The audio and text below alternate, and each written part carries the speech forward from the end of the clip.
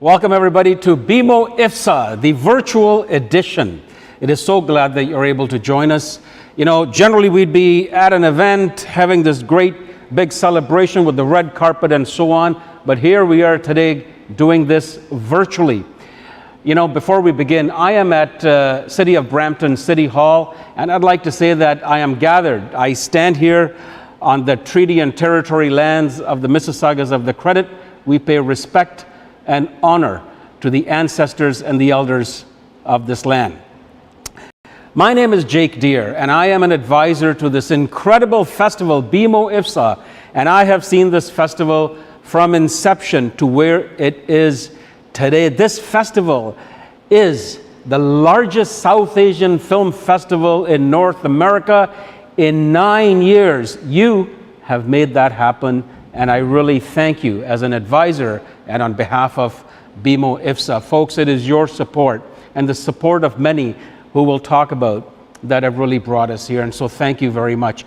You know, generally we would showcase a whole bunch of days, a whole bunch of films, and the festival itself is really a world-class festival, which brings world-class cinema, world-class talent. It's all world-class. It truly, its focus, its goal is to really be the voice of South Asian cinema in Canada. And I think this team does an incredible job in making sure they achieve that goal. In fact, our goal is to advance the mission of building South Asian cinema, South Asian content in Canada through cinematic arts. That is our mission, that is our vision, and I think our team does a great job in achieving it with your. So, lots of challenges, right? The past number of years we'd be at an event, but this year, because of COVID-19, I'll tell you, BMO IFFSA, that has not stopped BMO IFFSA. Because, in fact, it has really challenged BMO IFFSA to say, what are we going to do for our cinema? What are we going to do to build it, to grow it? And in fact, I would say to you that they've even expanded more than ever before, because the next 11 days, folks, are going to be quite exceptional. Each day has a theme, and it is a beautiful theme that touches on what is going on around the world. Today is a very special theme. Our dear friend, Irrfan Khan, passed away earlier this year. And it is only fitting. Irrfan Khan, in fact, we have showcased 3 great works of this great actor, this great legend, and in my opinion, this great icon. We've shown, first of all, today we're going to show one of his great films, Qissa, which is an award-winning, acclaimed film. And then in the past, we've also shown the Songs of the Scorpions, and also No Bed of Roses, which also went to the Oscars. We'll show 2 of his work pieces, artwork this year at the festival. But what we're going to do is, it is only fitting that we pay tribute to Irrfan Khan as we kick off this festival. So, before we do that, I want you to first take a look at this very special reel on what you can expect for the next 11 days on BMO IFFSA.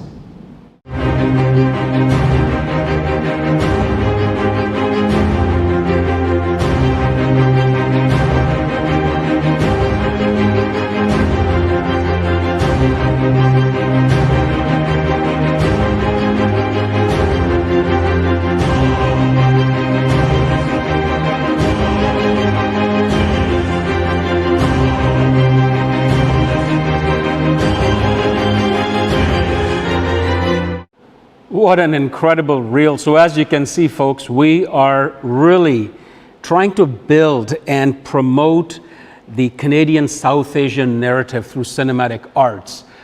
And, you know, for the 11 days, you can see through the films, the themes, And I would encourage you to go to our website, IFFSAToronto.com, and you can get the entire schedule. You can get including what's happening in terms of panelists, moderators, all the discussions, all the films, what time they play.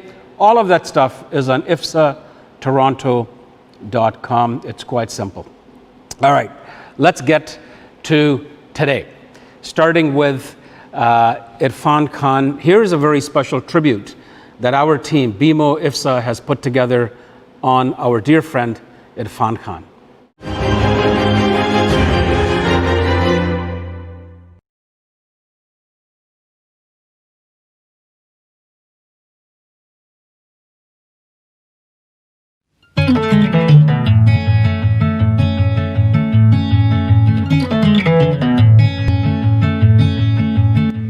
बोलने जितनी पहुंचेगी क्या? कदम कदम 20 बीजापुर है हिंदुस्तान में, कौन सा बीजापुर ये तो बोल. When I started, people used to consider me as a good actor, but I could see that I am not ruling their heart. I am not creating a spell in their heart. They are not carrying memories. They know that he's a good actor. They used to have a respect for me. But I could feel that they never used to carry that experience of my stories or my characters home. That was the main difference when I started getting my kind of stories, when I had the confidence to put my own interpretation to the characters. And then there was a kind of, world I started creating, and that started impacting people's intellect and their emotion. That was the time I was waiting for. कल की बाहों में हूँ बसा, ये वक्त भी मुझे भुला गया. मैं घड़ी घड़ी बेखबर ही था, क्या राज मेरे दिल में है छुपा. दरिया भी मैं, दरख्त भी मैं, झेलम भी मैं, चनार भी मैं, दैर हूँ, हरम भी हूँ, शिया भी हूँ, सुन्नी भी हूँ, मैं हूँ पंडित. Higori, we just have to remember it then. Huh? Will you remember this day, Gogo? How long do I have to remember it? Remember it always. Remember that you and I made this journey and went together to a place where there was nowhere left to go.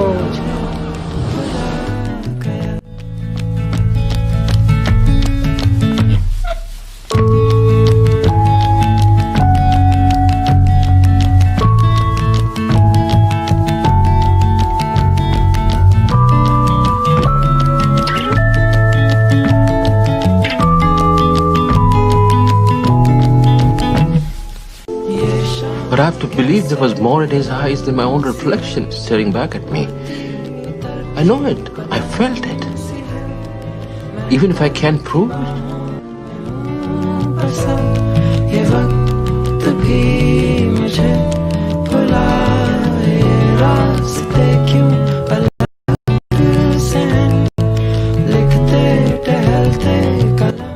I suppose in the end the whole of life becomes an act of letting go. But what always hurts the most is not taking a moment to say goodbye. ये वक्त भी मुझे भुला गया.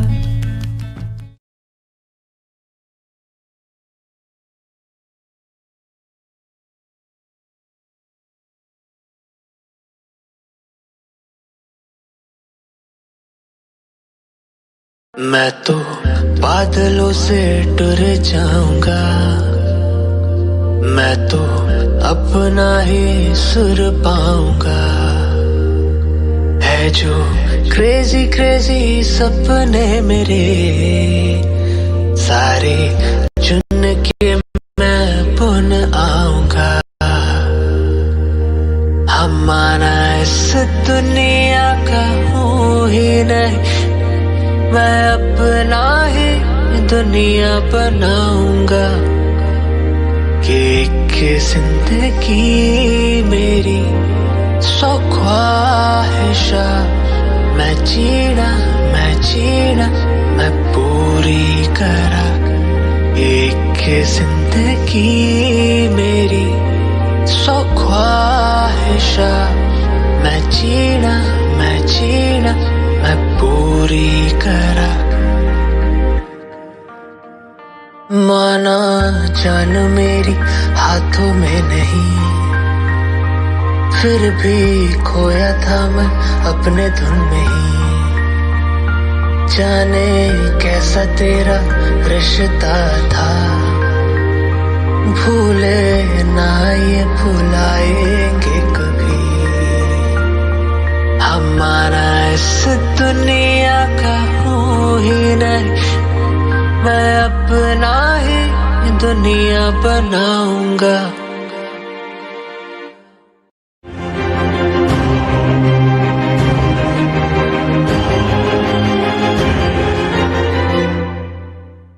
What a great tribute, some very special, candid moments on this great man, the actor, the legend, and someone we will dearly miss. You know, he was a very good friend of ours, but he was a very good friend of Anup Singh. Anup Singh is an incredible, acclaimed filmmaker who has worked on a number of projects with Irrfan Khan. In fact, he was planning on working on his next project with Irrfan, but unfortunately, that is not going to happen. It is a great honor to have Anup Singh with us, the filmmaker of Qissa, which stars Irrfan Khan, of course. Anup Singh, as I said, is an acclaimed international filmmaker. And he has been an advisor to this festival from day one. He is our official ambassador because this man has really been there as our guiding light from where we were at inception to where we are now and where we continue to grow. Anup Singh has been there on every journey, holding our hand and taking us there, and I just cannot thank him enough for all that he has done for BMO IFFSA. Ladies and gentlemen, please welcome Anup Singh.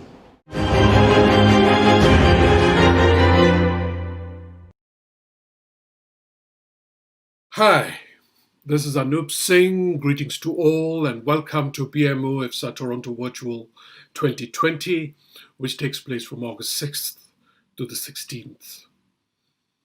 This is, of course, an unusual and a difficult time, but allow me a few words to share with you an insight that this time has made even more necessary and vital. One of the magical things about stories is that in one way or another, they migrate. They jump borders, cross oceans, they leap over generations, and appear vital and flourishing across vast distances from where they might have started. The other magical thing about stories is that no matter their immense journeys, whatever new space or time they emerge in, they seem to slowly belong there. These stories might have brought with them unfamiliar textures, colors, shadows, and luminosities, unknown gestures and tones. But in the new terrain, they interweave with the other tales there, setting in process endless new twists and turns, endless new ways of living. In our time, we've often seen a story that has led nations, for example, to close their borders, a story which has encouraged, perhaps, one nation to attack another. There are many nations that set about destroying themselves by choosing to listen to only one rather than the vast range of stories that are ceaselessly trying to reach us. But whatever distances or closed borders or even a pandemic, the International Film Festival of South Asia, our IFFSA, is not only determined but joyously joyously committed to keeping our skies open to the effusive and inspiring spectacle of stories flying in from all parts of the world. At IFFSA, we believe that these stories not only bring us a new breath, but they help shatter our solitary fears and prejudices and bring us the one magical belief we all need in this time. We have to survive together. This is what these stories seek to affirm again and again for us. Come then, spend some time with us at BMO IFFSA Toronto Virtual 2020, which takes place from August 6th to the 16th, and let these diverse stories celebrate the diverse world that is you and me, all of us. Welcome to BMO IFFSA Toronto Virtual 2020. Welcome.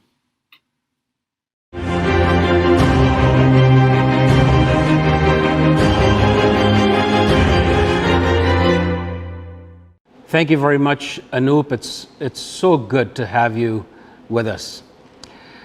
Irrfan Khan, as you see, was quite the legend. In fact, this wonderful actor has shattered the glass ceiling in terms of versatility of actors, whether it's Bollywood or Hollywood.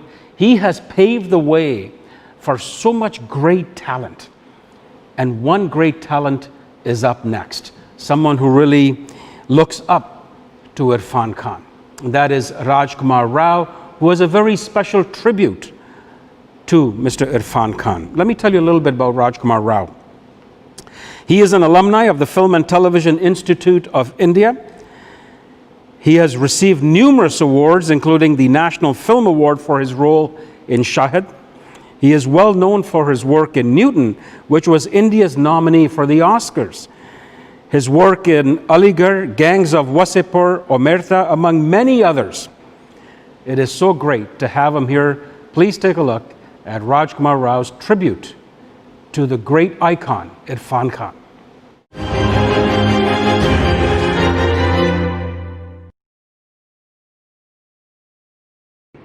Hey guys, Rajkumar Rao here. So today I'm here to talk about Irrfan sir's life and his art. Honestly, when Anup sir told me that he wanted me to speak about Irrfan sir and to celebrate his art and legacy, I didn't know what to say because I feel very small in front of him, honestly, in front of Irrfan sir. Also, nothing can express my love or the respect that I have for him. And for me, he'll always live. He will always be there. He'll always inspire me through his work. So back in the days when I was in Delhi doing theatre, I remember I saw Ghat, and he was there for a very small part, and I saw Salam Bombay, again a small part. But I was just so amazed by his work, by his presence. And then I saw Hasil, and it just completely blew me away. Completely blew me away. The performance was so nuanced, and it was, he broke so many conventions with that performance. Before that, I've been watching Hindi films all my life, and we also get conditioned sometimes. I remember seeing so many actors playing negative characters before that, and with due respect to them, they all have been amazing. But there was something about Irrfan sir's work in Hasil. It was such a real performance, still so scary, and so true to the character. I think I was just blown away. Wow, how did this happen? Wow, how did he think of this, doing it this way? Making him so believable, so real. And then of course there's some, then I just became a fan, one of the biggest fans probably. Then I of course saw Maqbool, Namesake, Qissa, Life of Pi, Lunchbox. The list is endless actually. He's always inspired me through his work. And so when I was at FTI, my film school, and I was studying acting there. So one day we got to know that Irrfan sir would be coming just to meet us, and I was so thrilled, because I wanted to know him so much. I wanted to ask him so many questions about his process, and then he was so kind-hearted and he was so open, and I spoke a lot to him about his process, and then of course it was just a 1 or 2 days thing. Then he of course he came back, and I was there, and I shifted to Mumbai, and I was looking for work in Mumbai, and then I started working in films here, and again I was just finding opportunities to meet him somehow, and then I did a film called Kai Poche, and it was a premiere night, and I got to know that he's coming to watch the film.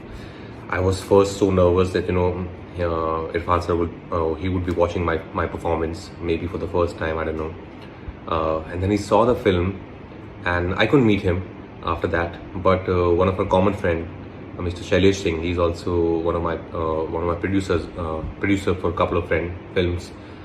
So he told me that Irrfan really liked your work, and he said some really good things about you, which was so encouraging for me. And then I bumped into him at so many parties, at different events. I would get to know that he is giving a talk somewhere. I would reach there, would just listen to him, because as I said, I just wanted to know him. I just wanted to know about his work, about his process. And then the unfortunate incident happened that we got to know about his illness. And at that time I was in London for his treatment, and I was also in London shooting there. And I thought, I should meet him. I wanted to meet him so badly.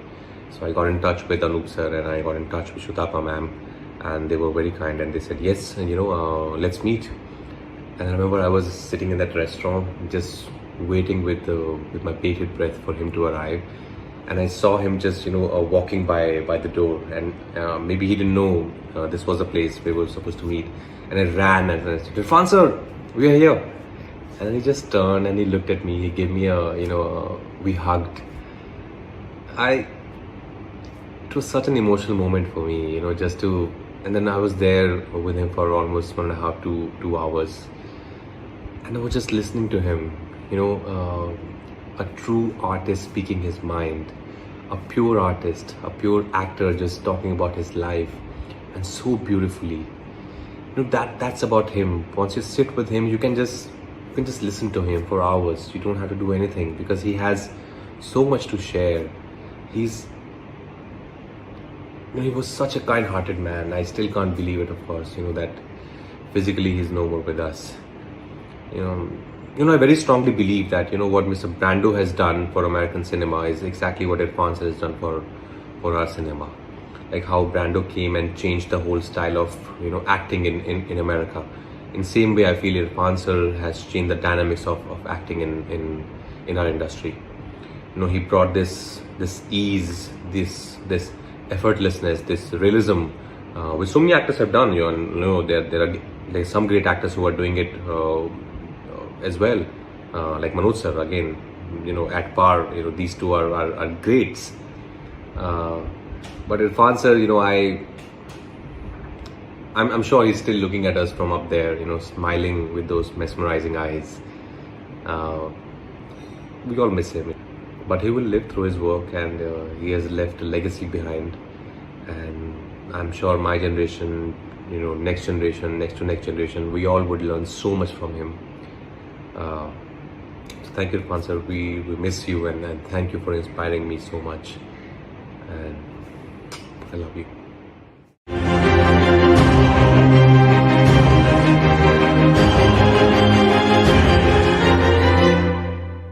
Thanks very much, Rajkumar Rao, for that very special tribute.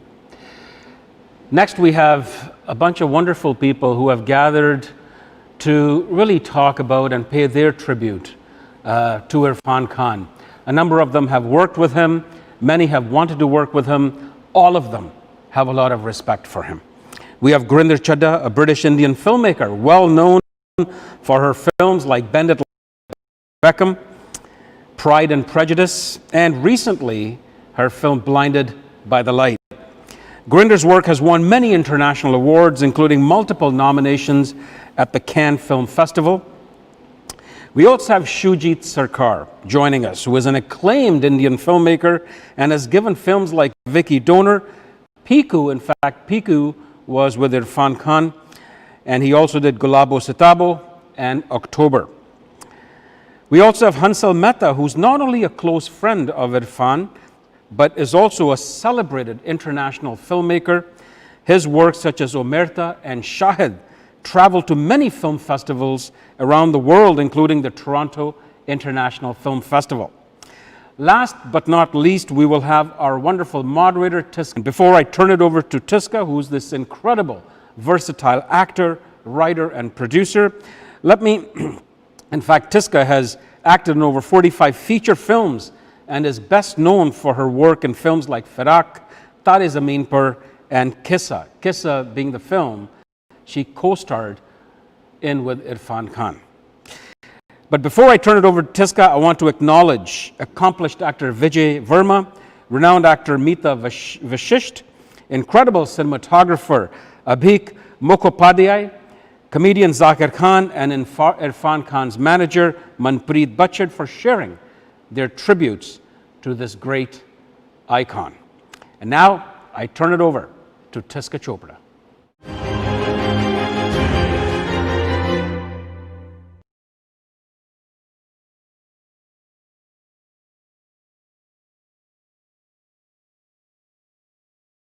Hello, everyone, and welcome to the virtual edition of BMO IFFSA Toronto 2020.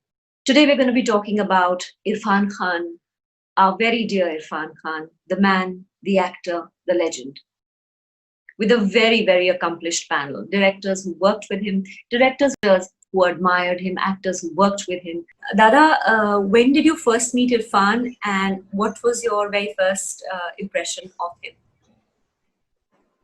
Oh,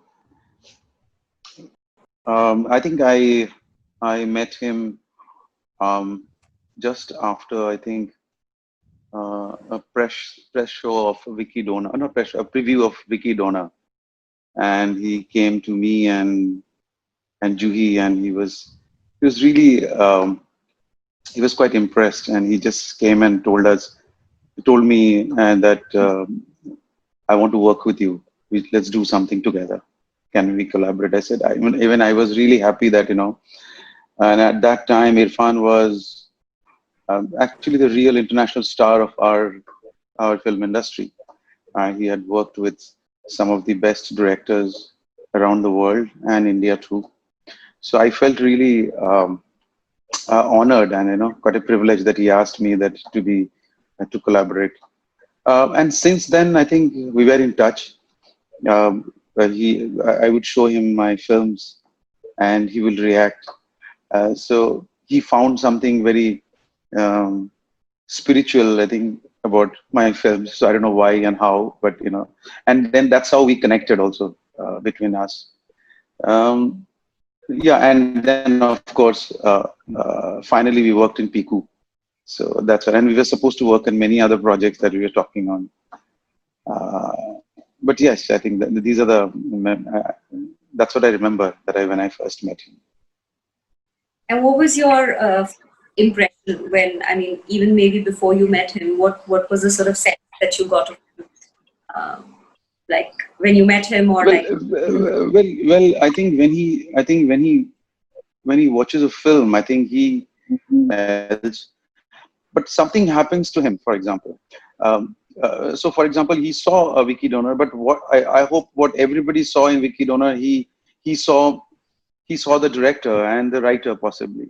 He possibly saw me, So I think that's a special quality that he had. I think so. Seeing a film, you see the person behind and the integrity behind. I think that's so wonderful of somebody getting it. So that's one thing. I think that was his deep quality. For example, when I was actually shooting with him and working with him, he will.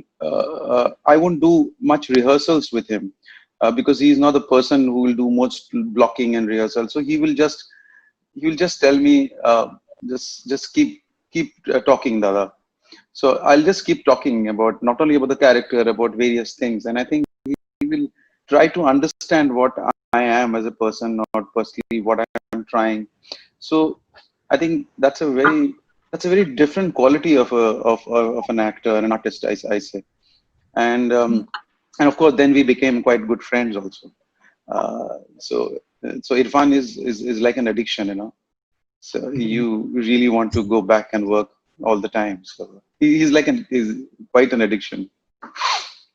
Gurinder, I believe Irfan met you in London not too long ago, working on a script together.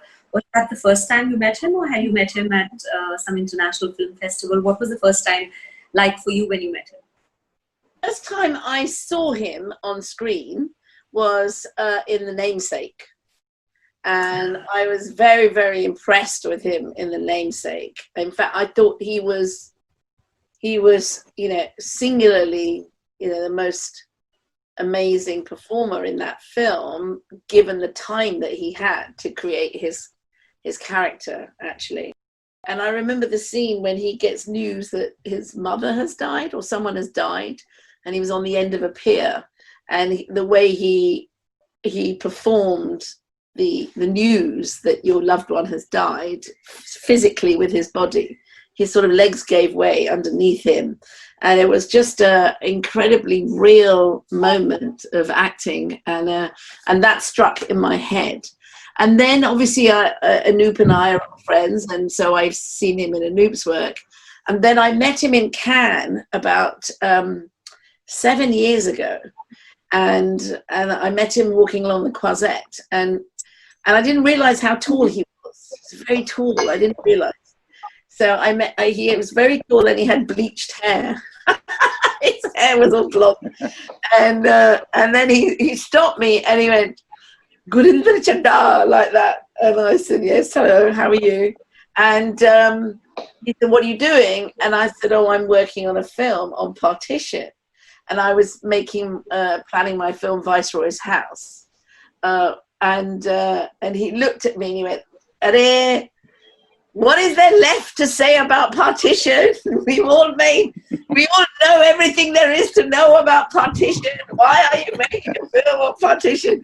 So he sort of gave me a whole lecture, actually. And then I said, "Okay, well, my film's based on secret British documents that have never been revealed." And then he went, "Oh."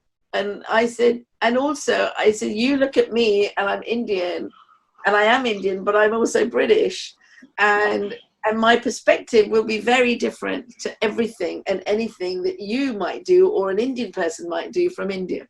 So then we actually had quite an amazing conversation once I was able, he immediately latched onto the fact that he was thinking in a limited way in terms of what I was saying. So much so that then when I was about to make my film, Blinded by the Light, I reached out to him to come and play this British Pakistani father. And he was super excited because, it was playing a different kind of role. And we met. He came to my house in London, and we met. We had lunch. And he talked about it. And, like all actors, he talked about making his part bigger. He said, why can't we give him a voiceover? Why can't we make him more the central character? Why? So that was fun. So I thought, okay, so you're like every other actor in that respect, Irrfan, even though we worship you. But we had a fantastic time and took lots of photos, and he met the kids, and then he left.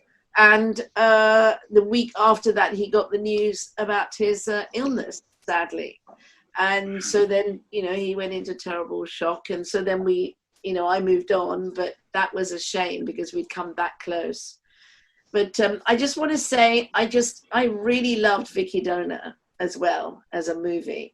And I think that what I saw in it, I'm sure Irrfan did too, was I thought it was, after a long time, it was a film that really transcended the kind of Indian production values of Indian cinema in that respect.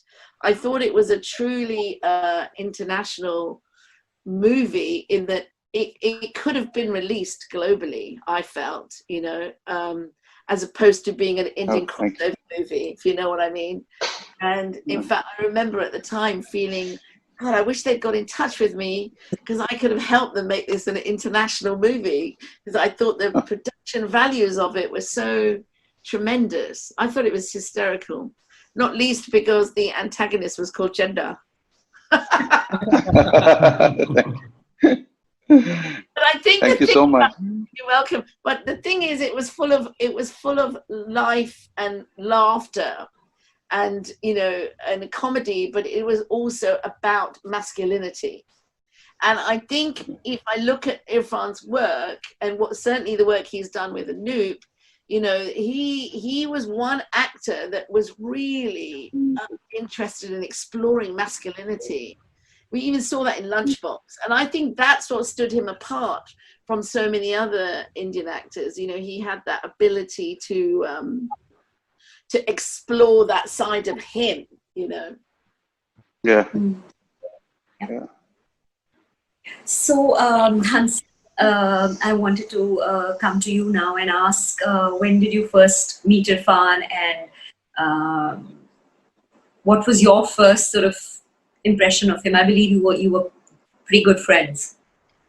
Well, I don't know if we were very good friends, but I mean, I've known Irrfan since 1993, since I began my career. And, I saw Irrfan for the first time. I was editing something called Saath Phere, it was a series of short stories for Doordarshan. And there was a story about a girl who is stuck in an abusive marriage, and the abusive husband was Irrfan Khan. So I saw it and I asked the director, I said, who is this fellow? He said, he's that guy from Drishti. There was a film called Drishti in which Irrfan was there. And I said, oh shit, he's the guy who made out with Dimple Kapadia. Oh man. So I was actually, the first time when I saw him, I was a bit pissed off because, I remember watching Drishti and saying, who is this guy who's getting, who's with Dimple Kapadia in this film? He suddenly, Shekhar Kapoor ko chhod ke, she's sleeping with, who is this guy? So it started with that, my tryst with Irrfan Khan. But but later on, I mean, I kept meeting, we had common friends, Saurabh Shukla and Ashish Vidyarthi, and a lot of common friends through whom I used to keep meeting Irrfan. And Irrfan was, very disarming in the way he was in his honesty. And I work-wise, I remember I've watched star bestsellers, Ek Shaam Ki Mulaqat with you and Irrfan. I mean, that was the first time we really interacted on work. I saw that, and suddenly everybody had sort of typecast Irrfan into those evil eyes. Everybody saw his eyes as evil. Okay, he's a good villain material. He had been cast in some film also as a villainous character. And I suddenly saw your short film. Tigmanshu had directed that. And I mean, Irrfan was spectacularly charming. And I remember I took the number, I called Irrfan, and we spoke for a long time. And he said, kuch karte, we have to work together. And it never happened. And that was the first time, I mean, I really spoke to him. And then we spoke, we used to meet often. We used to drink a lot together. And used to talk a lot of shit.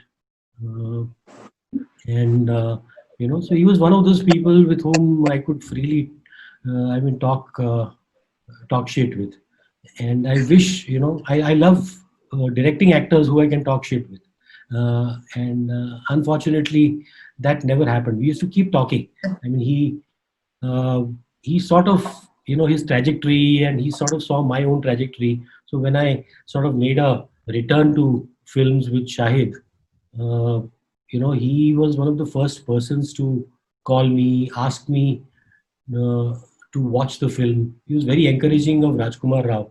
And he told me that, this boy is a rare talent. He's a rare actor. And, acha hai, I hope he remains this way. And I mean, in that much, Irrfan said a lot. He would mumble a lot. So, I mean, we knew each other for the longest time, and yet I don't think I ever knew him. I know Irrfan better than he knows me, because I know Irrfan through his work. He left behind such a spectacular body of work. And, you keep thinking about what could have been. Indeed. So just a small snippet. Few years back, since Shujit is there on the panel, so I was on the jury. I won't name the award. I told you about the award on. I gave you the name on the phone, but I was in the jury of a popular films award, and Piku was part of the films that we were looking at, and I put Irfan's name up, and so one, and this is how unfair I felt. When a person is alive, art is not seen for what it is. So there are people from the mainstream with me on the jury, and I said, Irfan for Piku for one of the major awards. So they said, "Arey yaar, Irfan is Irfan," and I lost it. I said, Irfan is Irfan because you don't know what Irfan is. I'm sorry, I was about to. So I said, you don't know what it means to be Irfan. It's such a huge compliment that Irfan is Irfan. But I mean, this is what unfortunately, when a person is alive, you say, "Ki, he's Irfan is Irfan." I mean, it's such a casual thing, and I mean, I left the room for a bit because I found that very very upsetting, and then I came back and I said, actually, it was a compliment. I mean, it's there's a naivety, but in that naivety, there's a compliment. So yeah, I mean, Piku is my most favorite one, very very beloved films of Irfan, and in general, one of my very beloved films, very very spiritual again. Delightful film. Yeah. All the films that have been mentioned, namesake, Piku. Hansal, what made Irfan stand out for you as an actor? I think I first saw Irfan at a time when acting was perceived as it was how you deliver dialogues, how you use your body. It was a very physical kind of, we were all exposed to this mainstream Hindi film, very loud kind of acting, and it was. I'd seen older films. You'd seen Balraj Sahni, you'd seen Motilal, you'd seen Dilip Saab, and you wondered what happened. In between, kya ho gaya? Why did the performances just suddenly go so over the top? And and you'd gotten sort of conditioned to seeing actors work that way. And then that especially that star bestseller, Ek Shaam Ki Mulaqat, it was very. I mean, I recommend people watch it because you suddenly saw that I was completely unnerved when I first saw it. I said, "Yaar, ye kuch kar hi nahi raha." And then slowly Irfan Khan grows on you, and you say, "Ki matlab he's just walked into the part. He's walked into the part. The character Irfan, there is no you don't know what you're watching. It's such a surreal experience where the actor, the character, and everything, those boundaries disappear." And so that is something I saw then, and I mean I have observed Irfan from that time until Angrezi medium. I've watched every film of his. I've had conversations about every performance, with him. Things that I've liked, things I did not like about those films. He would ask me straight up what he would also criticize his own films. So yeah, I thought there was something that Irfan, brought to a performance that was beyond acting or interpretation or characterization. I think it was something very, very sublime, something spiritual, and you almost did not notice him. I mean, there was an economy. It's very difficult to break it up into these words: economy, performance, expression. Because Irfan was none of that. Irfan was Irfan. And so whatever that senior person said, I think today it rings true. Irfan was Irfan. I mean, there can never be another Irfan. And I mean, that was his unique quality. And I think what Irfan did in a bigger way, when Manoj Bajpayee started this whole thing about, the actor becoming a commercially saleable entity. And Irfan took that to the next level. I mean, he made the actor into an international being. So he really gave a stature to actors. Irfan Khan's contribution to acting is all that he achieved in this short while for the cause of actors. If an Irfan Khan was not there, a Rajkumar Rao wouldn't be there. If an Irfan Khan wasn't there, a Yeah, Nawazuddin Siddiqui would not have been there. You know, absolutely. we have to credit Irfan Khan for that transformation. And today, the fact that I am alive and able to make movies is because Irfan Khan opened those doors. So we have to be grateful for that. Dada, what made Irfan stand out uh, as an actor? You worked with him, of course, in Siku. But for you, it would be wonderful to know that when he was on set and his process a little bit, if you could.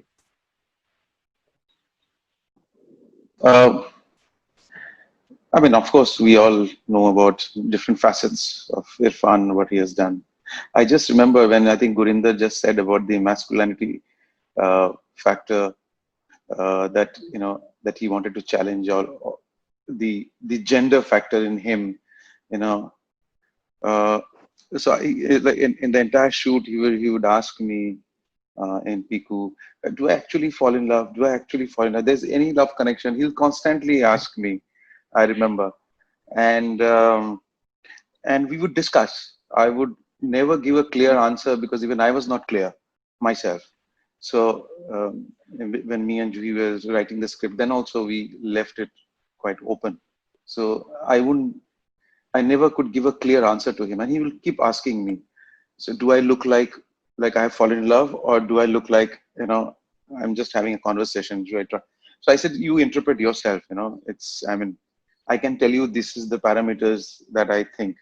So I think, so what I learned that, slowly, I think that he has worked in all kinds of films. He was working with all kinds of directors, all kinds of scripts. Scripts were written for him. So I remember one day we were shooting in the ghats of Varanasi.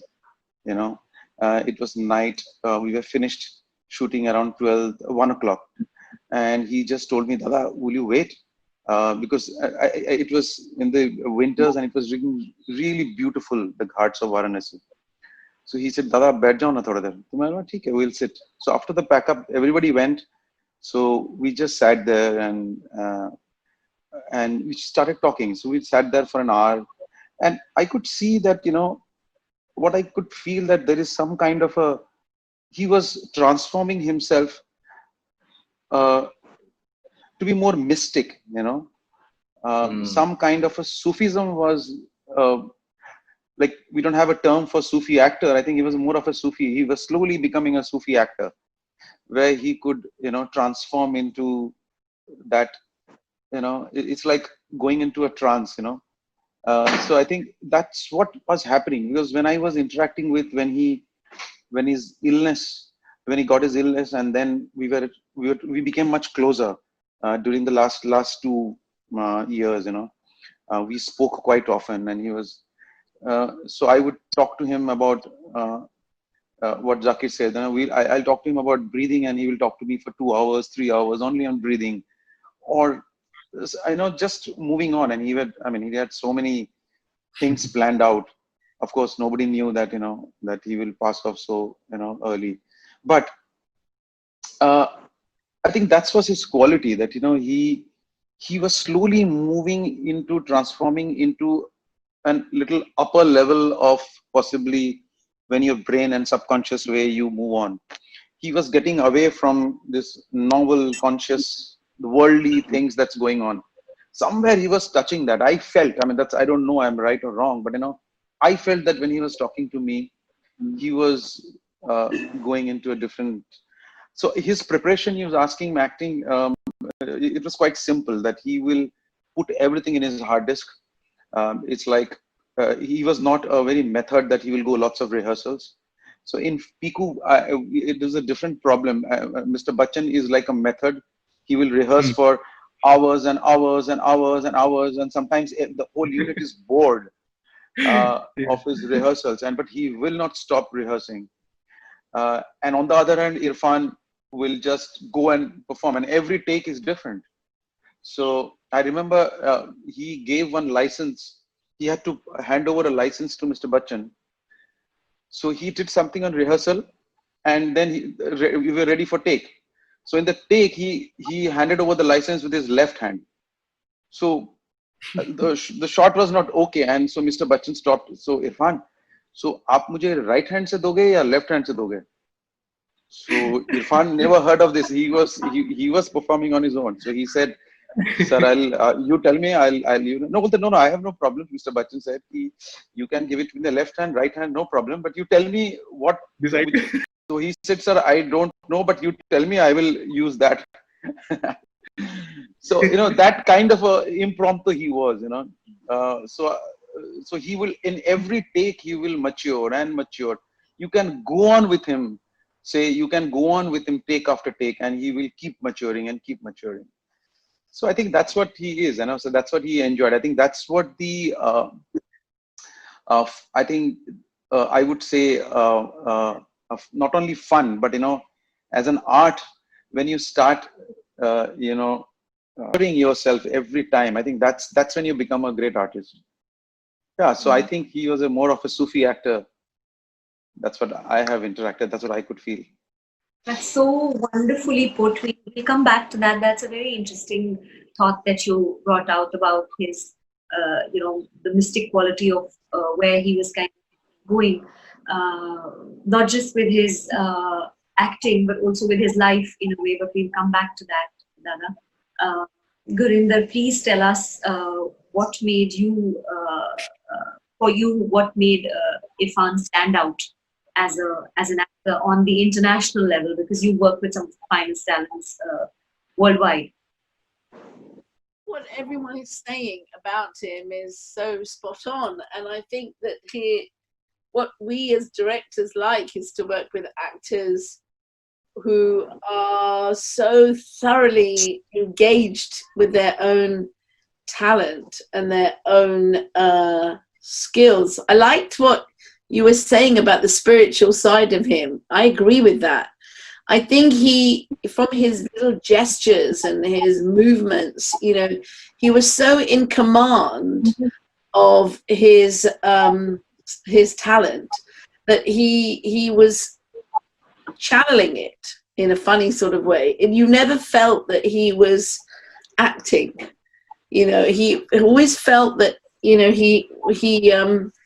he was engaged in some higher consciousness that even you might not even know yet. And so by asking you questions, he was just confirming for himself whether he's on the right track. I mean, I never actually worked with him, but I think it would have been quite intimidating to work with him, in some ways, because everything in him, I think, he was always testing you, but not in a mean way. I think more in trying to get to the essence of what it is. What is filmmaking? What is it to stand in front of a camera and communicate? What is the craft?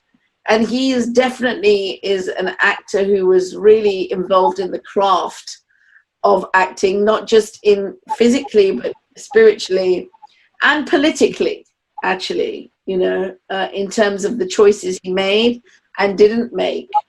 I mean, I remember my kids being very upset in Jurassic Park when he's in the helicopter and then he dies.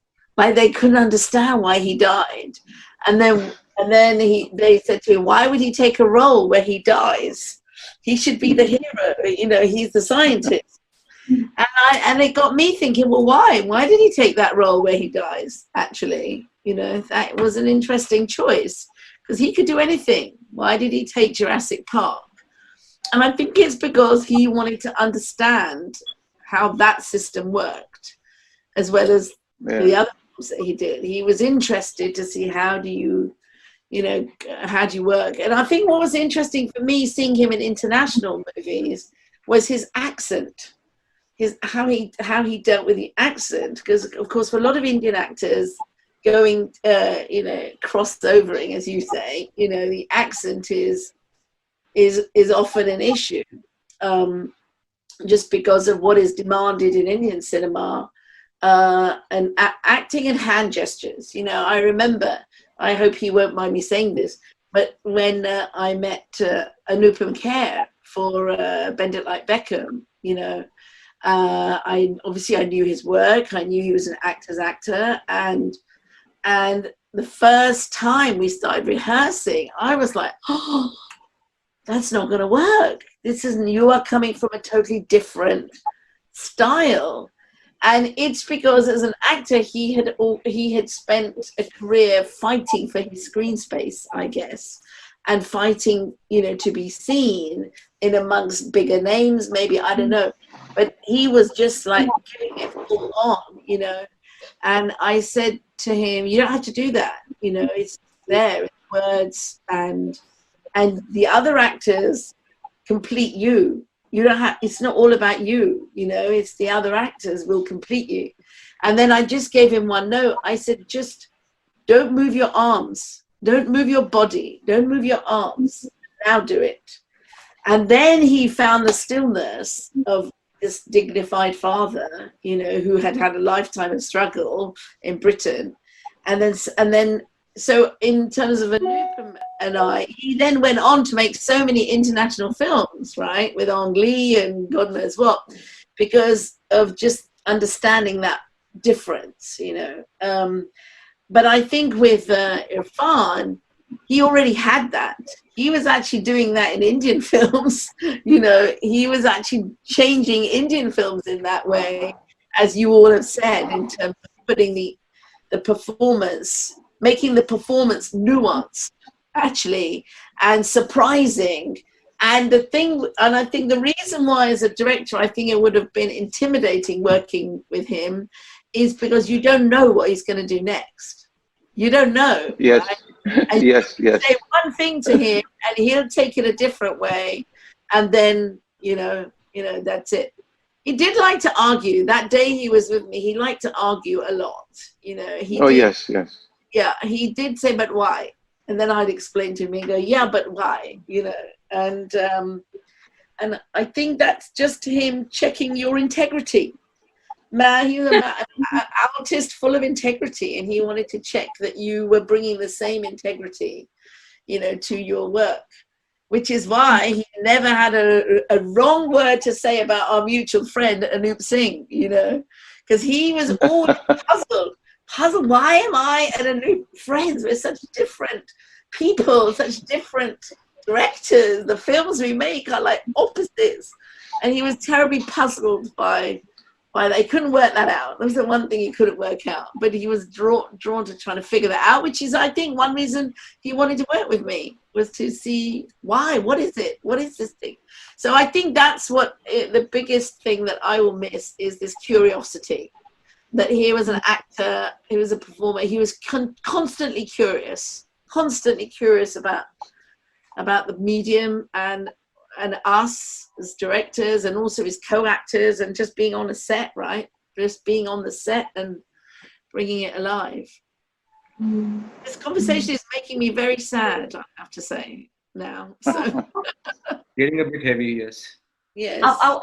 I'll tell you an interesting anecdote. We were shooting Qissa, and this was this very tight budget film, 5-country collaboration and all of that. And Anoop was having a tough time with the European producer, because he was sort of clamping down very hard on creatives and all of that. And there was this very big day which we'd all prepped for in advance, and the production people had reached and prepped up the whole place and all of that. And it was a very narrow window of opportunity. We had like an hour and a half or something like that to shoot. And everyone was ready, and Irrfan had this elaborate like beard. Literally every hair had to be stuck into his mustache and his beard and his pagri, which he used to crib non-stop about. We used to both sit together as to get this long wig put, and he used to put this thing, and he used to keep mumbling about how irritating it was and how annoying it was, and beard is sticking and it's irritating him and all of that. All of that had happened, and we were ready to shoot. And there's no Irrfan. And everyone was like, where is Irrfan? What has happened to Irrfan? Where did he go on? Because we had that much time to shoot. And Anoop, you could see him, he had gone white in the face. And we looked everywhere. It was an old Haveli. And in the distance, was Irrfan flying a kite.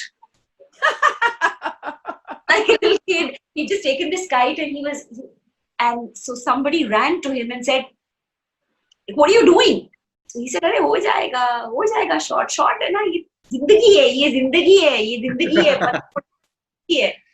So, he understood that films are a part of life. Life is not a part of films. And so that, I think, is a perspective we as people sometimes lose. And so he came back and that shot was done in like 4 minutes. And we had ample time to redo it and take different magnifications and angles and all of that. But he had his moment with his kite. So I hope you're not feeling bad for Gurinder, because he's free as a kite now, wherever he is, and bringing so much joy wherever he is. Thank you so much, all of you, for sharing all your wonderful insights and taking out the time. We're all blessed to be touched by his genius. Thank you, every single one of you.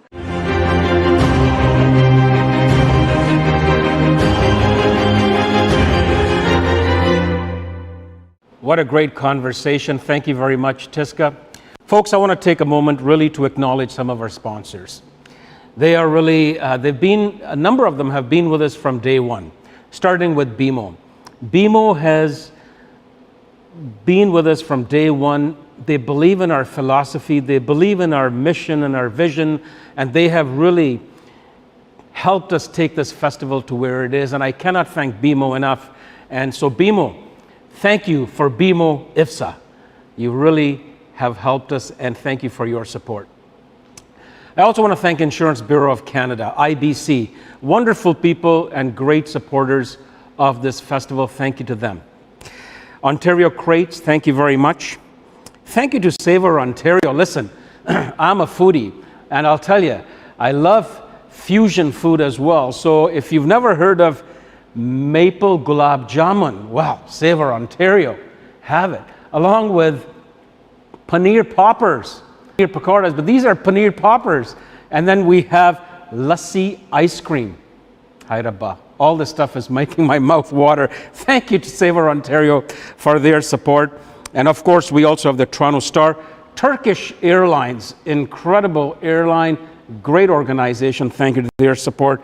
Thank you to CBC Toronto, Cineplex, Sheridan, Homewood Suites, The Beer Store, ATN, Omni Television, and the list is so long.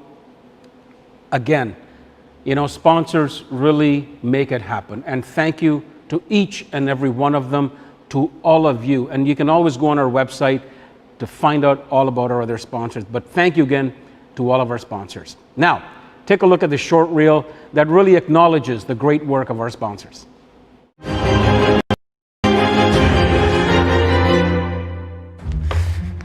Wow, you ready? Yeah, let me just grab my wallet.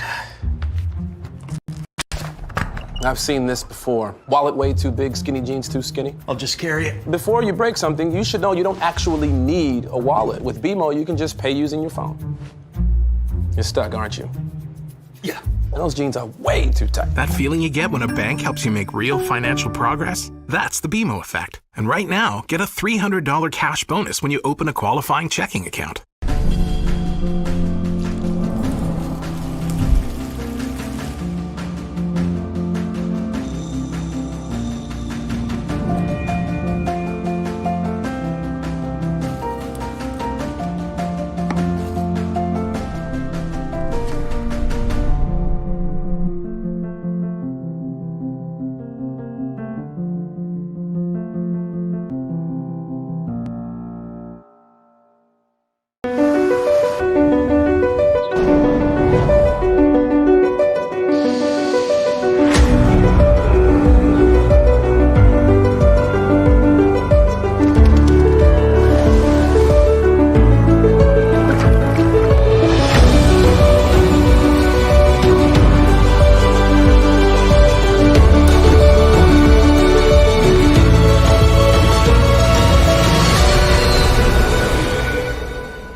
Certainly. I'm here to help. Dad, I got Shrimps on the phone. Not necessary, son. Whoa! Oh, stop, Stop! Whoa! Hey! Hey! No! Insurance. Insurance. When a global pandemic hits home, CBC Toronto News at 6 is there for you, on air and online. Dwight Drummond brings you the latest breaking news on COVID-19. CBC Toronto News at 6, your trusted news source.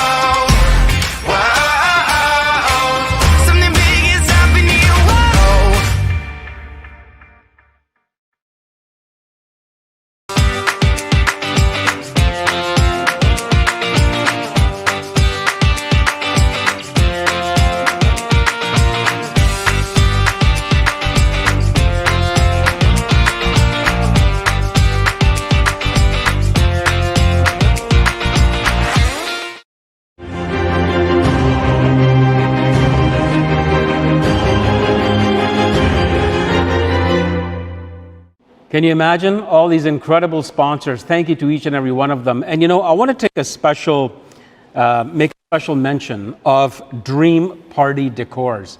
Whether you've got a multi-million-dollar wedding or whether it's a big film production, these folks are there. They can take care of everything. In fact, they've been taking care of us since we started. So a very, very special thank you to Dream Party Decors. I want to do a special thank you, a shout out to them.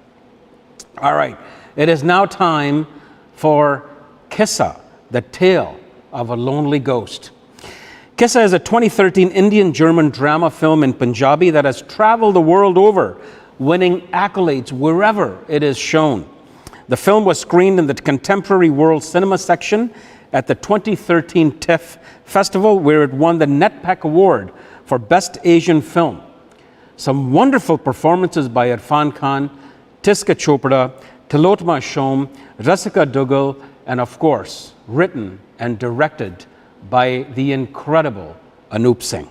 All right, so let's get to the movie. All you've got to do is go to IFFSAtoronto.com, go to our virtual page, and then go to the virtual theater, all right, and then click on the button, and the movie is yours.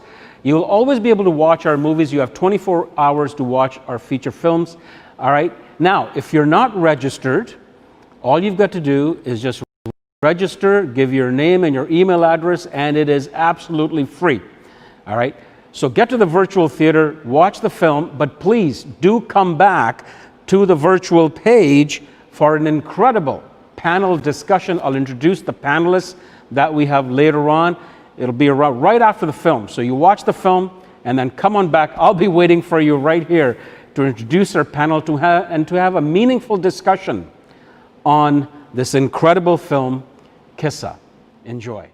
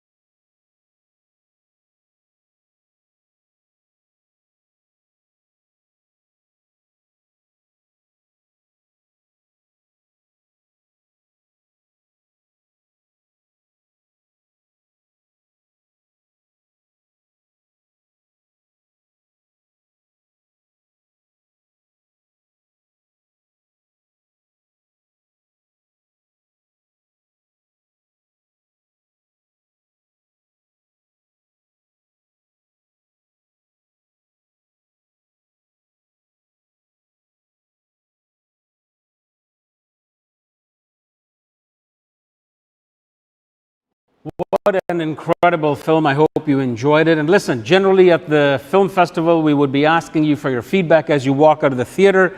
But here you're sitting comfortably in your favorite chair, watching Qissa on your favorite screen, whether it's your tablet, whether it's your television, or whether it's your phone, or whatever it is. We would love to hear back from you. Get your thoughts on the film. So to do that, please follow our social media handle, which is IFFSA Toronto, and leave your feedback. Would love to hear from you. All right, now it's time for the panel discussion on Qissa and Irrfan Khan. We have the director and amazing 3 co-stars with us. Let me tell you a little bit about them. Anup Singh, the director. Geneva-based, Anup is known for his films such as Ek Thi Nadir Naam, which was selected in 30 film festivals. His film Qissa has been praised worldwide for brilliant direction, and his latest feature film, The Song of Scorpions with Irrfan Khan and Golshifte Farhani, has been praised internationally. It premiered at Locarno International Film Festival on the world's largest silver screen in front of 8,000 people. He's also our wonderful IFFSA advisor and ambassador. It's great to have him here. His next project, by the way, is an Indo-Swiss feature project called The Gentle Dance. We're looking forward to seeing that one. Our other panel member is also a co-star in Qissa, and that is Tiska Chopra, Indian actor, writer, and producer. Tiska has acted in over 45 feature films and is best known for her work in films like Firak, Tare Zameen Par, and of course, Qissa. And then we have another co-star from the film Qissa, Tilotma Shom. Screen actress Tilotma is known for her acclaimed portrayal in Alice in Meera Nayar's Monsoon Wedding. What a great film, and her role as Alice was fabulous. She has won Best Actor for Qissa in New Horizon competition in the 7th Abu Dhabi Film Festival. Her film Sir was also an official selection at the Cannes Film Festival. Let me move on to Rasika Duggal, also a co-starrer in Qissa. She has wowed the audiences with her acting in films like Manto, which had the world premiere at Cannes and was also showcased at TIFF. She's also known for her work in Hamid and Qissa. And of course, her incredible performances in TV series like Dilli Crime, which is seen on Netflix, and Mirzapur on Amazon Prime. That is our incredible panelist. Let me now introduce you to our moderator, and that is Simriti Kiran. She is the creative producer and author with over 2 decades of experience in the television and film industry. Simriti is at present the artistic director of MAMI, the Mumbai Film Festival, India's largest film festival, where she is committed to help build the festival into a cutting-edge entity. What a great honor it is to have these incredible group of filmmakers and actors and talent together. Simriti, it's over to you.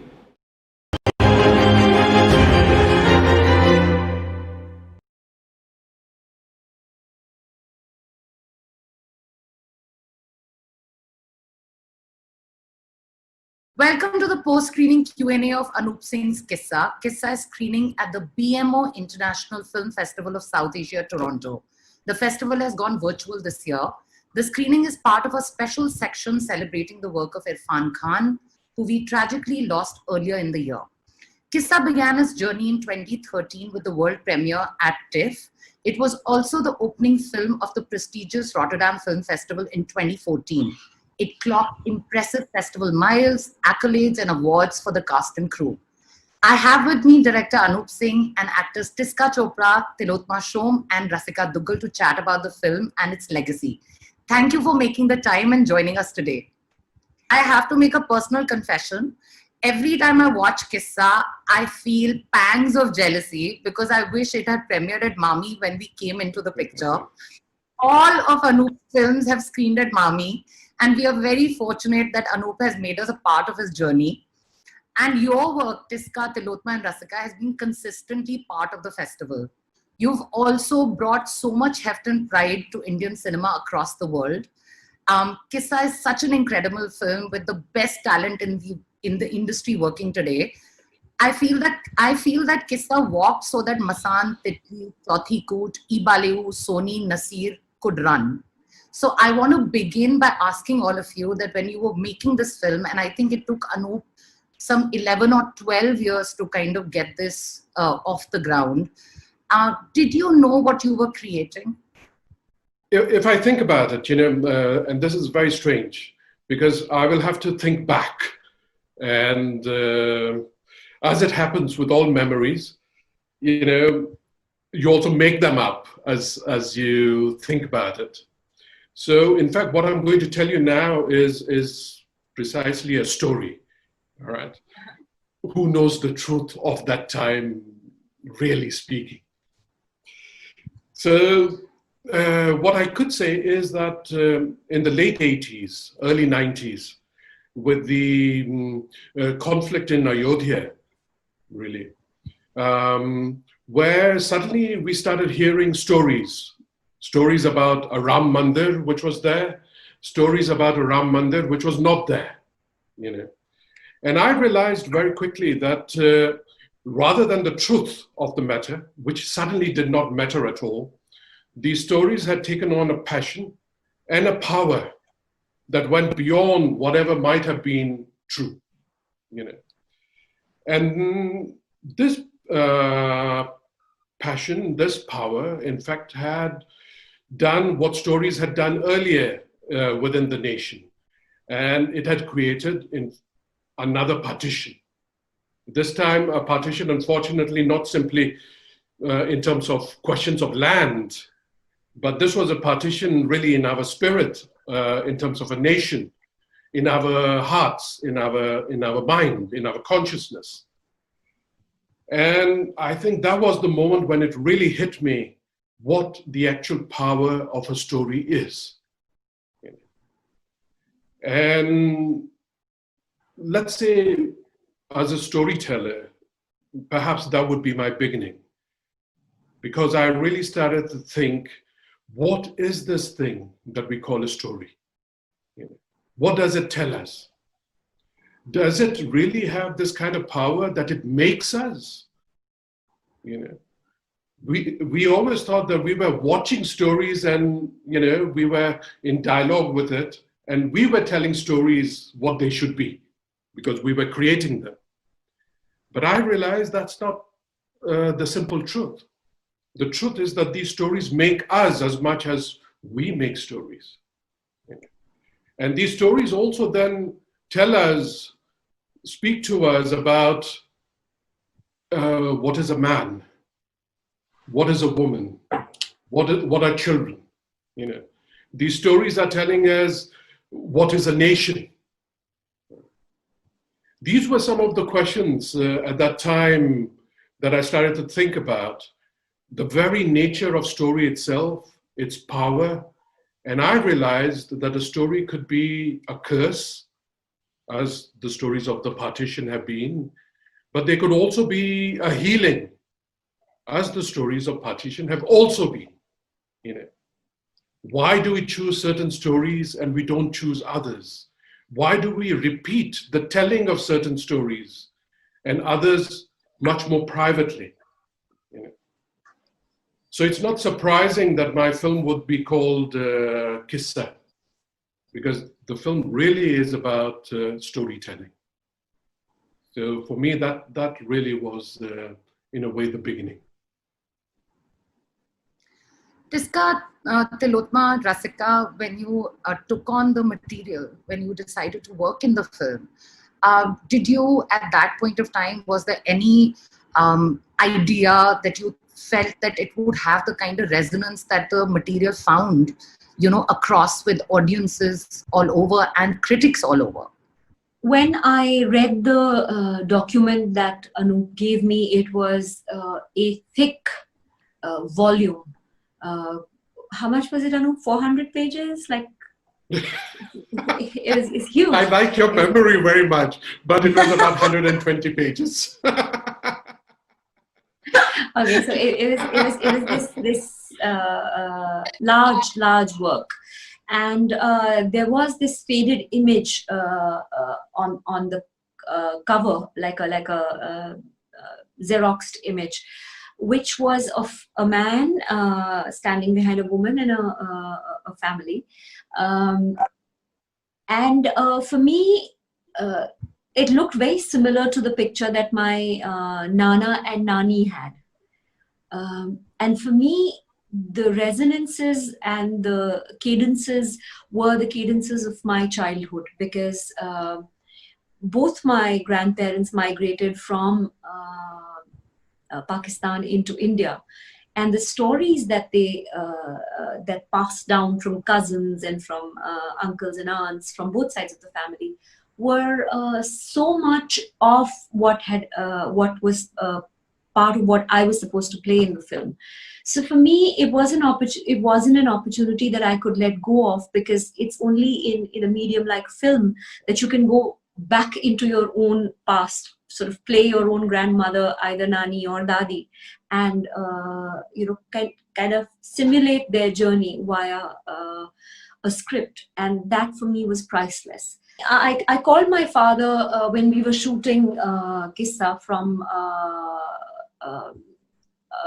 near the Wagah border, and where I just called him random call, and I asked him.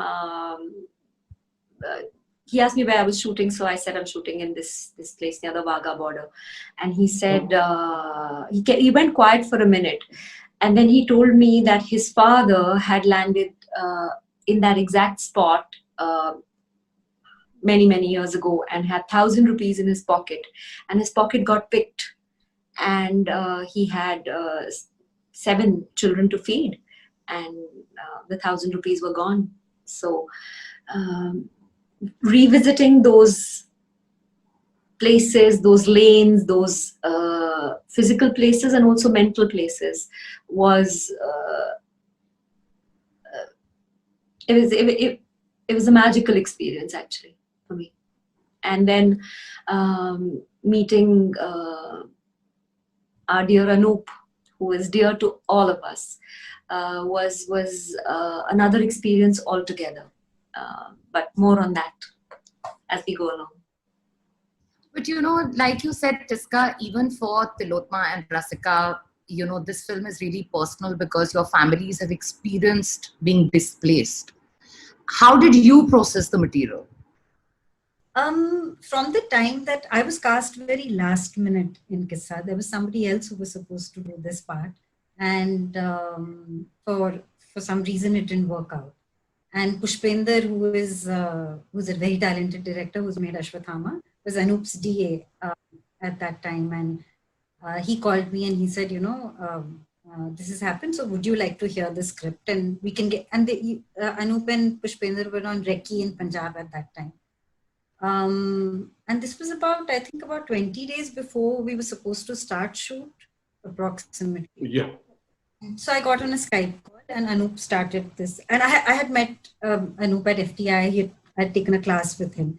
And I was familiar with his work. And I knew him. And I had met him a couple of times after that. So I was very excited to be on that Skype call. So he narrated the script to me. And he said, Neeli and Cover do this and Neeli and Cover do that. And basically he took me through the whole script. And I hadn't had much work at that time. And I had been waiting for very long to do some work. So I was just holding my breath and I was thinking, ki abhi ye kahani khatam karenge. And then he'll say, ki acha, but there's this other part, which has 2 scenes and I want you to do this. But he finished this, the narrative and he said, and I want you to play Neeli. And I was like, wow, Anup Singh, and I get to play a lead part in his film. So it was complete joy, and I was just trying to be a little more professional and not, jump out of the screen. But Anup told me later that he could see me jump, even though I didn't physically do so. So my joy began there. And unlike other projects which go through several negotiations, this one was smooth in every way because I think the intent was very clear on all sides. They really wanted me to do it. I really wanted to do it. And living with a script which honestly, when I had read the first time, when I reached uh, the point in the script where the film gets into magic realism, I did not understand it, and I was wondering how, I was nervous. I was wondering how I am going to begin to bring anything to this film. But I trusted Anup a lot, and I knew that his style of working was something which everybody spoke about in a way that was an experience of a lifetime. And I wanted to see how that played out for me. While shooting it, there was just so many things. I think the one thing that I will always really, really remember is how much that space encouraged me to be vulnerable and how fearless I was to be vulnerable in that space. I don't think I've always attempted to find that in the other work that I've done, and I found it in bits and pieces, but not in the way that I found it in Qissa. Also, like you said, the memory, I think as I always felt that I carry the memory of being uprooted or being displaced because always stories around that have always moved me in a very fundamental way. And my family actually was in Burma during World War II, and during World War II they moved to Rawalpindi and Lahore, and my father was born in Lahore.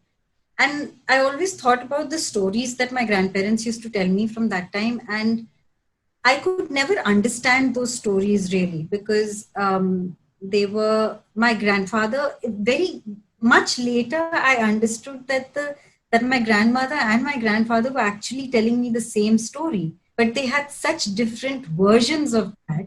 And in the way that they told it, because it was to preserve something that it was how they wanted to remember it, like Anup said. So my grandmother would talk about how she was pregnant and then she had another child to take care of, and they had to constantly shift to look for a house because my grandfather didn't have a job. And then she would tell me about this other woman who gave birth to a child while they were on this ship, and it was full of details with the name of the ship and smaller details about the place. But it's almost like she was seeing it like a film. But my grandfather's story just didn't match up because according to him, he always had a really great job and they were always well-to-do. And so while we were shooting for that, I think a lot of what they had told me came back in many ways. And it's around then that I understood that they were possibly telling me a story about the same time. Tilotma, you are luminous as conversing. If Kanwar did not feel authentic, I feel that the film would have flattened. How did you work with Anup to bring Kanwar alive? To start with, when I met Anup the first time at Marriott over a coffee, Anup asked me about me. He asked me about who I was. And I don't think I've been heard like that. He really wanted to know who I was and where I came from. And I don't know what that made him feel, but I know that I felt heard for the first time in a very long time, in an industry where I felt like an outsider. And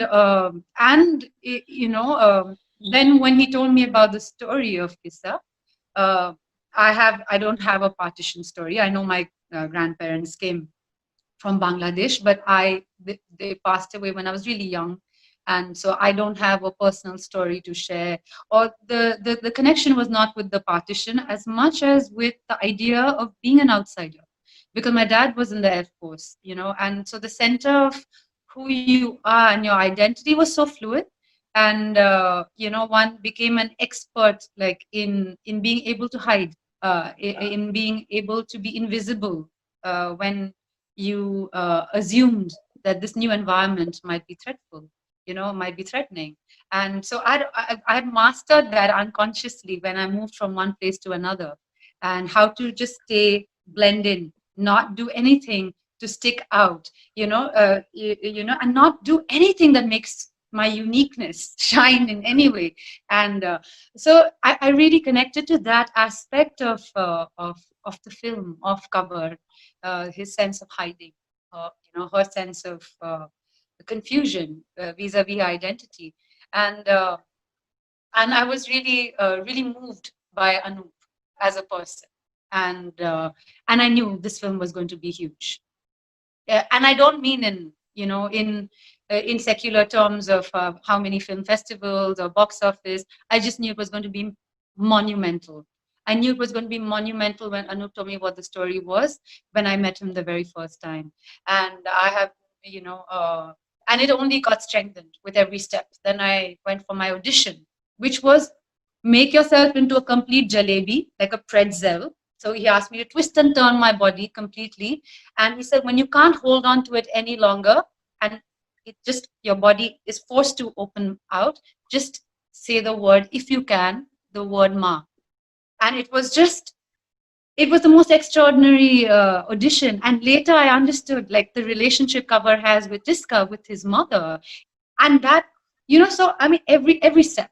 So my first meeting, the audition, reading the script, I just knew I had stepped into a world which was, which gave me the courage to stick on to this, with this profession, with this industry. I was very, very close to leaving it, And once I had the script, I because of this whole notion of playing a man, I immediately went the coward in me, the generation that has grown up, with using Google, wanted to look at every other film where an actor played a man, Wonder Boys Don't Cry and blah, blah, blah. And I asked him, should I watch this? No, it's okay if you don't. And he's very polite. So he doesn't even say it, and so Anup, should I watch this? No.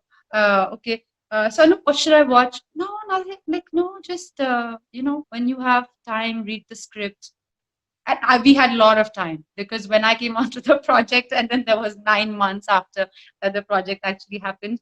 And meanwhile, my Punjabi classes had started. He gave me this wonderful teacher, Jaswinder, and Kalari Paitu, because he wanted my body to have a sense of balance, and driving classes. And there was a scene which is not there in the film where young Cover swims. And there's a scene, it's not there in the film. I read the thing, I was like, oh no, now I've been cast for this. Everything is kind of done. And I have to tell him that I don't know how to swim. And he's going to throw me out. So I call him and I tell him that, Anup, I'm really sorry, but this is really bad news, but I don't know how to swim. And, but, if you give me time, I'll learn it. Like, I don't know, like, the film is being pushed. And he was like, okay, start learning it. Why don't you choose a swimming pool and you can speak to the producer and figure out. I swam. The first day I could move my arm, leg, and do the breathing. I called him ecstatic. I've learned it.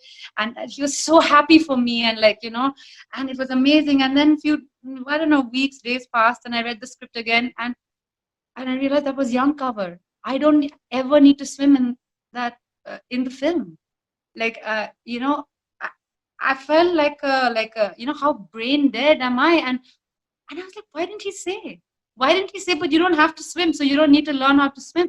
He was like, because you were so excited about it. But that's Anup, he just embraces you as you are, and lets you really thrive, and which is why I knew this was going to be, monumental. But when I kept asking him as the time for the film came closer, and I asked him, I need some reference. I'm really afraid, He asked me to watch 2 films of Dilip Kumar, Tarana and Aan. And he would call me every now and then and ask me what I felt about the film. And from the answer I gave, I knew that it was not the answer he was looking for. But he would be, oh, that's wonderful. If you have time, watch it again. I was like, oh no, that means I still haven't, But I did watch it.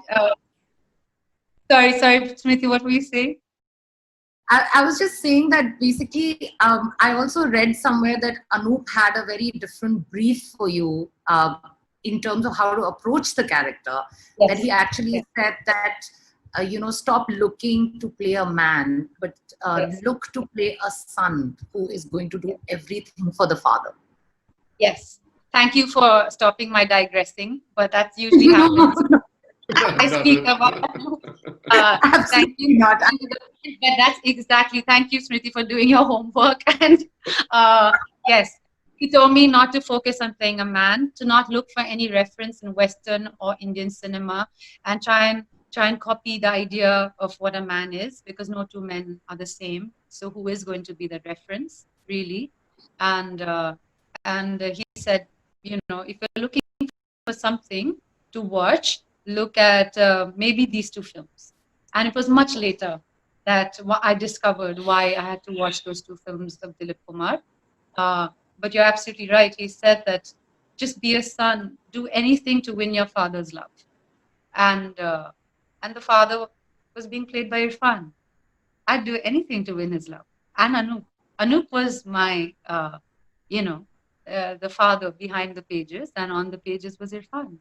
I'd do anything to win, win their, they had really placed it on me, so that became the thing. Not the search was not then anymore in the film, but it became about really understanding why it was so important for him to love me, and that changed everything. I think in many ways, when I listen to Tiska Rasika Tilotma, there is something that happens between people who work together. And certainly something happens between a director and an actor when you're playing something that means so much to you on various levels. Not only a challenge as an actor, but there's something in your family life, there's something in your personal life that help you, start on a journey, a seeking. So when I give a direction, if you like, to an actor, it is something very intimate. And I am hoping at that point that it not be an idea that I'm passing on, that it becomes an emotion that the actor can carry and work with it, And I can say very little else about this because, I searched very, very much to find the right phrase to say to Tilotma, not for any reason, but the reason being that I wanted to say it as clearly as possible to her so that it would help her, Sometimes, and, all three women will tell you, I can speak in a very roundabout way and not get to the point at all, So there are different ways and means of speaking to an actor. But in this particular case, there is a simple idea behind it. And I think, in a sense, I referred to it when I was speaking earlier. And that is, we always, with binaries in some way or another, we tell ourselves stories that if I was like this and like this and like this, I would be a great man. I would be a macho, I would be, the lover of women, I would be a great drunkard, all those kind of things. Or I tell myself stories and say, I'd be like this and like this and like this. I would be the most erotic woman that there is, I would be the charm of any society, all right? It depends on the stories that we tell each other. And I'm very keen to help the actors with a story or with a roundabout story, which will help them in some way. Here I am telling Tilotma that there's no such thing as a man, and this is what the film is really at its core about. It is about how we make men and the stories we tell ourselves that help in the making of men and women and children, and others and enemies and villains. It's all these kind of stories that we tell ourselves. But what are we at our deepest center? We are possibilities, And this, as an actor, I think is very important, that you work with your memory, you work with your desire, you work with your intimations, you work with your intimacies, and you say to yourself, I want my father to love me, you know, and what would I do for that? That is very personal, it's very visceral, you know, and it really belongs to you inside your body. So I wanted that really for Tilotma to find for herself. Where do you think Umair Singh's obsession with a male child stems from? It escalates post-partition. Apart from conditioning, is it because being around so many women isolated him? He wanted someone who will take the family name forward and also be his partner in crime. I mean, at the end of the day, he does know that the child that he has is not male. He is he's just imagined that. He makes himself believe that she is a man. So where does that obsession, why does it escalate so much? Where does that come from? I think there are various things, and some are understandable, and some are really heinous, you know, behind that desire. What possibly is understandable is that here's a man who wakes up one day and he finds that he's lost his land, his home, his country. You know, just in a day, it's all gone. What is there that he can hold on to? You know, the only thing that he can hold on to is an idea of future, you know, because at this moment he has no future. His past has been erased, his present is unknown, and his future is just possibility. What will give this future some concreteness? Unfortunately, in our societies, we believe that it is the sun that will carry us into immortality, you know. And I think a man who has just lost his past, who has lost his forefathers, you know, through the partition, who has lost his home, is going to become very obsessed about what he will create for the future. And for him, therefore, the sun is a symbol of everything that he has lost and he wants to reaffirm.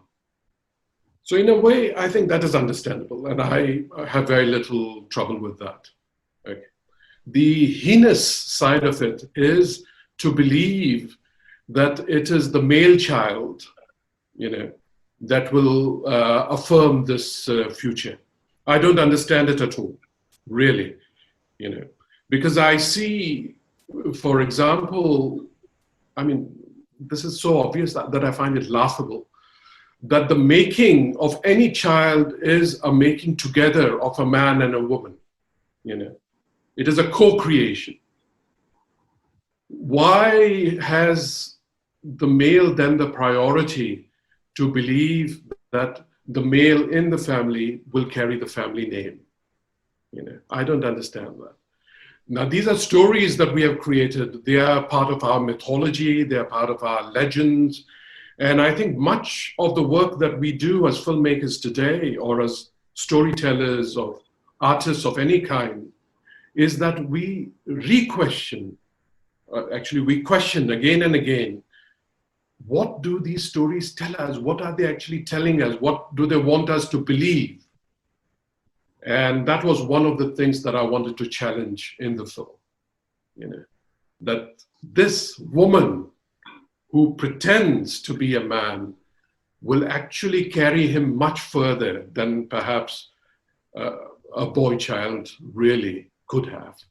If anybody makes him immortal, which is also a curse in the film, she is the one who makes him immortal. You know? So that was the thought behind it.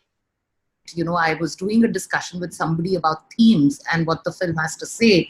So my question is to Anoop, actually. Anoop, your film deals with multiple themes. They're all dense and deep. How did you balance the themes in your film? There is something about cinema, and I think I need to say this very honestly, there's something about cinema, it teaches you something.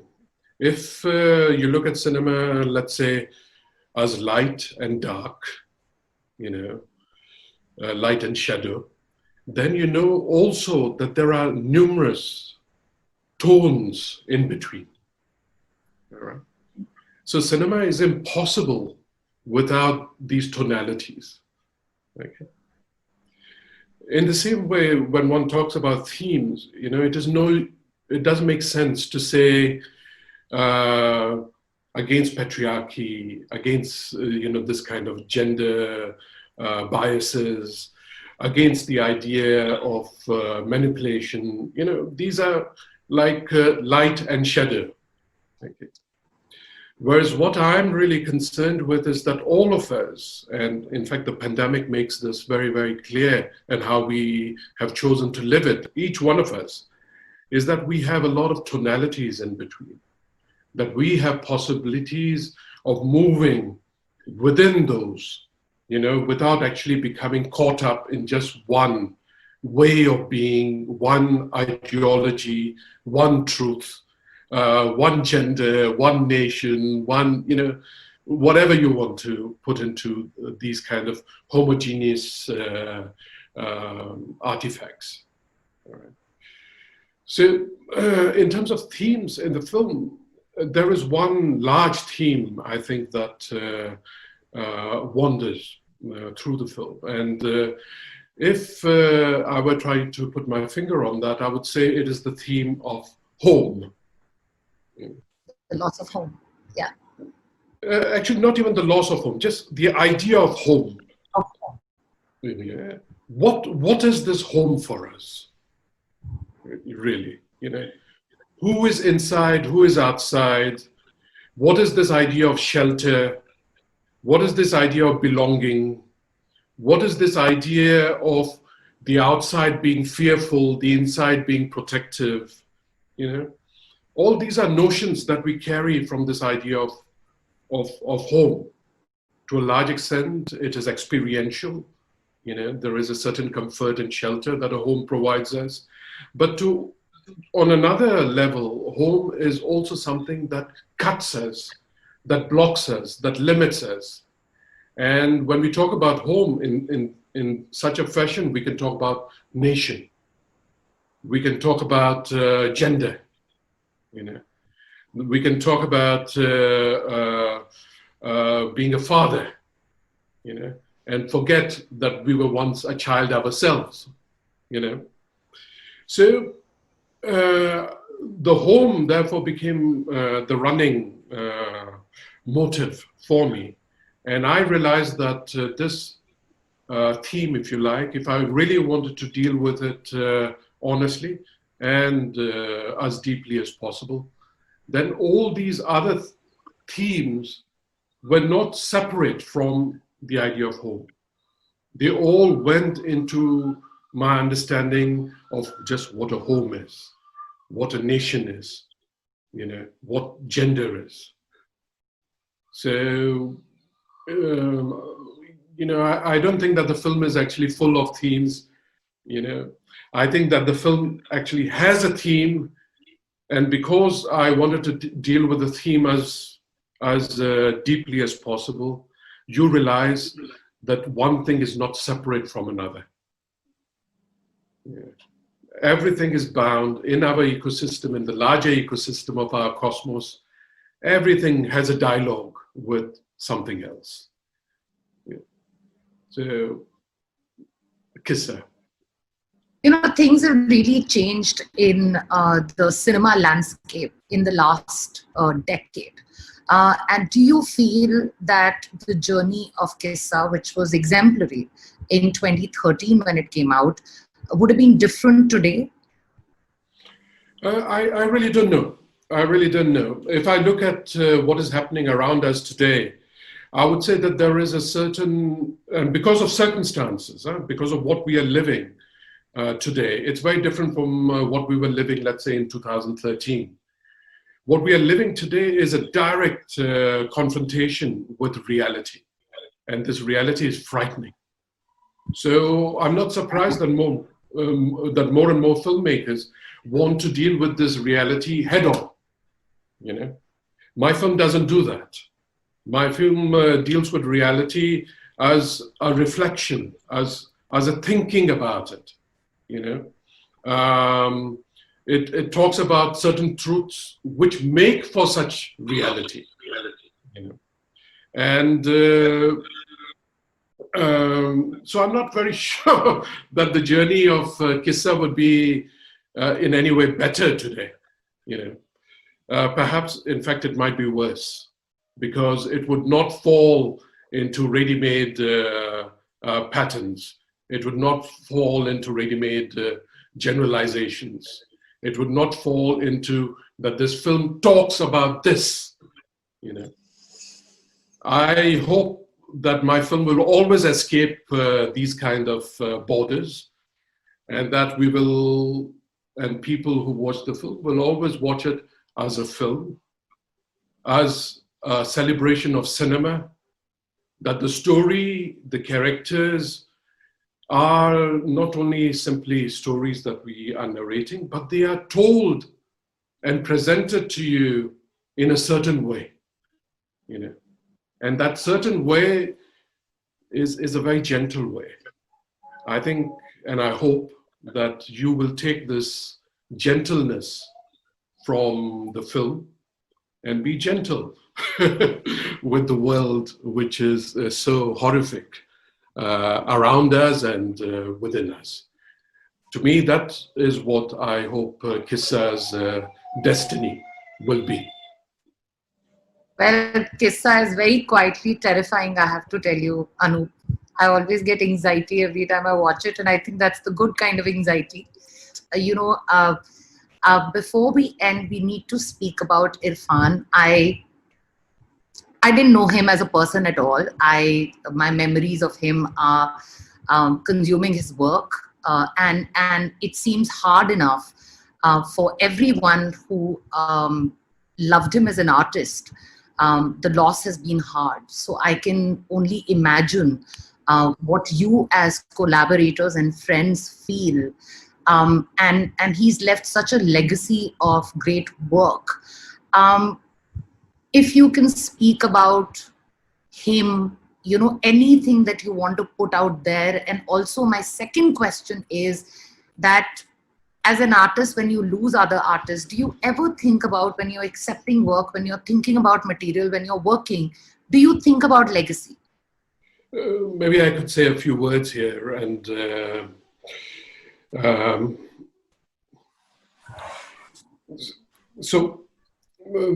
you know, you get this early morning phone call, and it is one of the most devastating news that I know I'll hear in my life.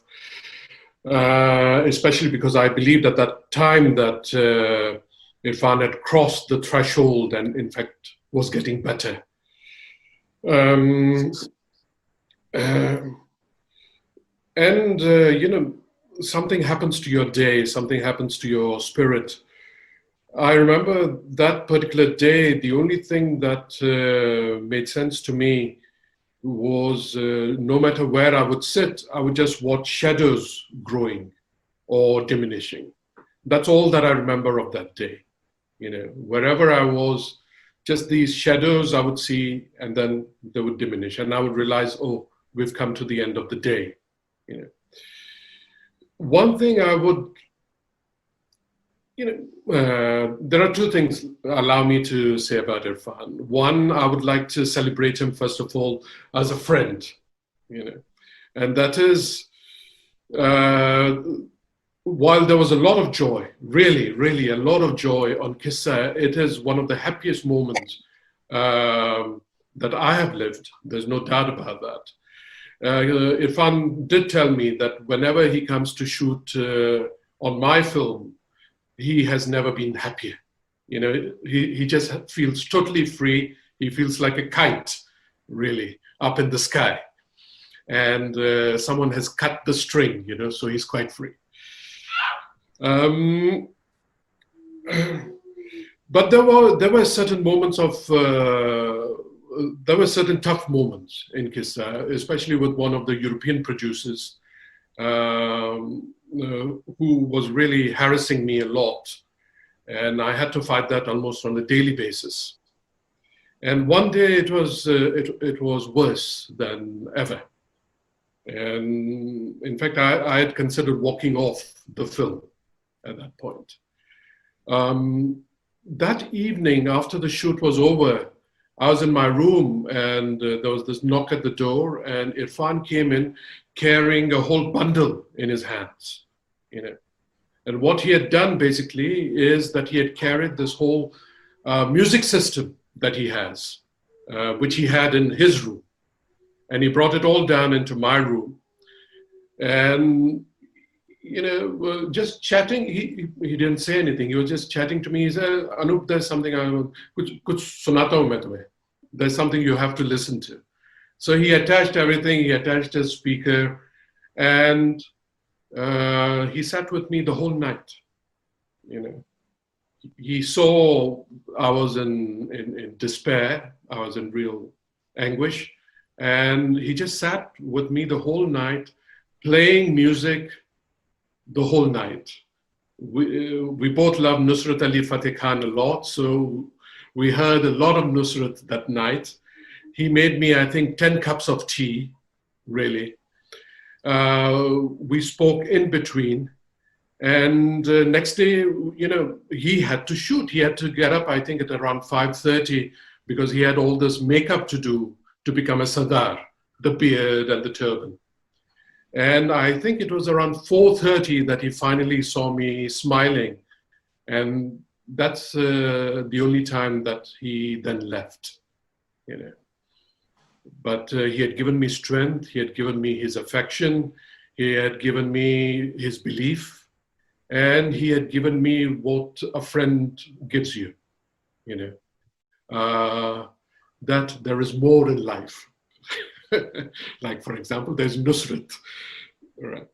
So that is one thing really that I appreciated about him very much. And this is just one of those occasions where, you know, he brought himself to me as a human being and he made me a part of his inner life. And I think this relates for me directly to what is Irrfan's legacy. And to me, that legacy is very important. What is this legacy for me is that there is a certain fragility of emotion that all of us live. You know, there is so much that we are not able to say to the other. You know. And Irrfan, again and again in his films, he has tried to show us that it is this fragility that really makes us the human beings that we are. It is our ability to cross our fears, our anxieties, and to reach out to the other with all our vulnerableness, you know, that allows us actually to communicate. And that is what I think makes him the great actor that he is, that again and again he tells us, accept our fragility, accept our vulnerability, and do not fear to share it. You know, it doesn't matter how hard the world is, you know, that is what we need to share with each other. And I think post the pandemic, that is a lesson that we need to carry with us even more strongly. Thank you, Anup. Rasika?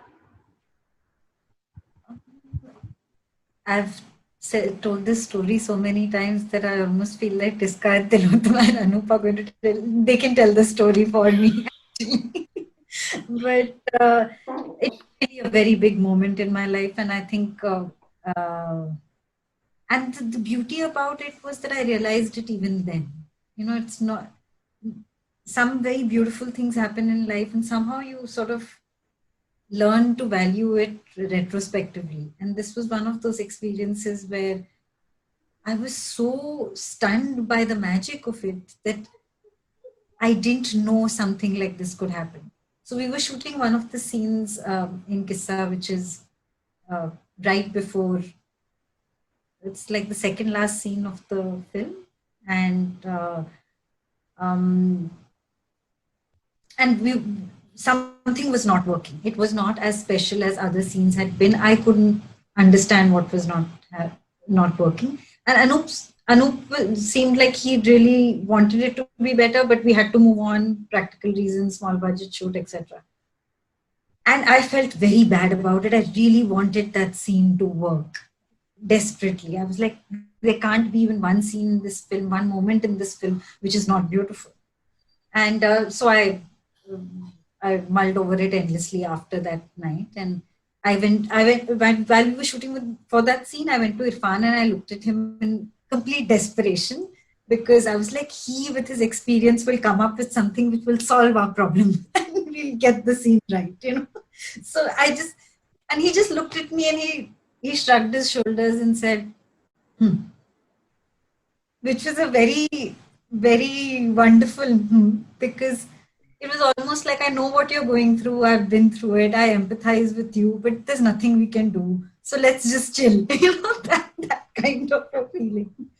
So I went back to my hotel room and stressed about that endlessly. And then Anup called one day and said that we're getting an opportunity to reshoot that scene. And Anup asked us to change one thing in the scene, which was, I turned to Irrfan and then I sit down. And we were doing it differently, just one thing in the choreography. And right before we did that, so Anup suggested that, and I felt it was an odd thing to do, because it was not something that, you know, like actors always say, I can't, it's not natural for me to do this. And I felt that it was a bit odd, but I said I'll follow his instructions and I'll see what comes out of it. So that, and before I started doing that, Irrfan just held my hand very gently, like he put his hand on top of mine. And that just totally transformed the scene for me. It really, and when I read this scene in the script, this was the part that I was nervous about. This was the part that I didn't know how to do. And what I experienced between on shot with that, on that day, thanks to Anup and Irrfan, is something that I have never experienced again. Maybe yes, somewhere, but not with the intensity that I felt it then. And that was the first time I felt it. And I will always be very, very grateful to Irrfan for that. And I think he remembered the moment too. So it became even more special for me that he valued it as well, because several years later when the film was releasing, he said, in the way that he talks, he said, you know, I really liked your performance in the film, and he was giving me feedback on the film. And he said, you know, that scene, उस दिन हम लोग दोनों के बीच में कुछ हुआ था ना. So I just felt so, and this was years later, and Irrfan had done 3 years later, and Irrfan had done so much work in between. I felt that it was special to me and it was special to him also. Sorry, telling that story again. Listen, there are people who are going to see this who don't know this story. It's a fantastic story. It's a story of such generosity and connection. Thank you. Tilotma? So I never actually knew that Irrfan is a friend of mine. So when you said, you know, we are friends, it is something that I'm slowly beginning to understand, that actually he was a really good friend to me. But I never thought of him as a friend. I thought of him as a colleague who can see through me in a very uncomfortable way, which is why I socialized more with his wife than him, because I always felt he gave me a hard time, because he could see through certain things that were very private, you know. And but I mean, the last 2 years, he was kinder. He was very expressive about his encouragements. Things that I'm sure he felt before, but he never said it, and he didn't say it for a reason, because I think he really grappled and understands the agony and ecstasy of being an artist who is searching for a story that they want to be a part of. And he has been part of so many. His legacy in that sense is so rich that when he sees someone who is younger, who is making a mash of it, and who is struggling in that, writhing with that agony, and missing the ecstasy that one has experienced momentarily. Let's say in a Qissa, what happens after a monsoon wedding, or a Qissa, where you feel the magic, and then you want to recreate it, and then you as an actor, you're always searching for it. And I think Irfan just saw through that and would look at me and say certain things. And I think that is one of the things that he said that I remember is when I was replaced in a film, and I went into a kind of darkness, which was really hard for me to come out. And I felt my freedom the end of my suffering would be when I would find out why I was replaced. And I would keep asking Irfan, will you find out for me? Why was I replaced in the film? And what really happened? I really want to know. Then I'll be really free. Then I'll be able to really know that what is it about me that I need to change? Why was I removed? And I remember him telling me, he's told me this many times, but he told me this. He said, the day the question is not a question that you're interested in anymore, you'll really be free, and you'll be able to thrive as an actor. And I really, really appreciate that. I was so angry when he told me that how can you say that you are an actor who has so much work, which is why you can tell an actor who doesn't have that much work that just let go. And that's when you'll be really free. Just focus on your work. Just focus on your craft. And like, what work? That's exactly what I'm trying to say. It's a focus on in the inner richness of your life. And that's really something that Irfan has taught me. And I think it's what makes him such an enigma, because he's such a curious learner. He's so curious about everybody and about everything, and the richness of his inner life and his curiosity is what he was trying to tell me. That let go of the question, why this happened, or why did this happen to me? Rather, immerse yourself in. He was so excited when I would swim and I would tell him about my swimming, or when I would write something and share with him, or when I tried to learn a song and I sang it for him. Those things, I think he really helped me cultivate a life beyond being in front of the camera, and a pursuit of creativity and enriching one's life beyond that which is seen, or beyond that which makes it to the cinema. And that for me is Irfan's massive contribution to my life, besides the fact that I got to play his daughter, and when he hugged me, and that in the film he haunted me, and in life I will always have him. And that's a gift that'll never go. In a scene in Qissa, when he beats me up, literally, I have to collapse, and the camera is on his face, and I collapse to his feet.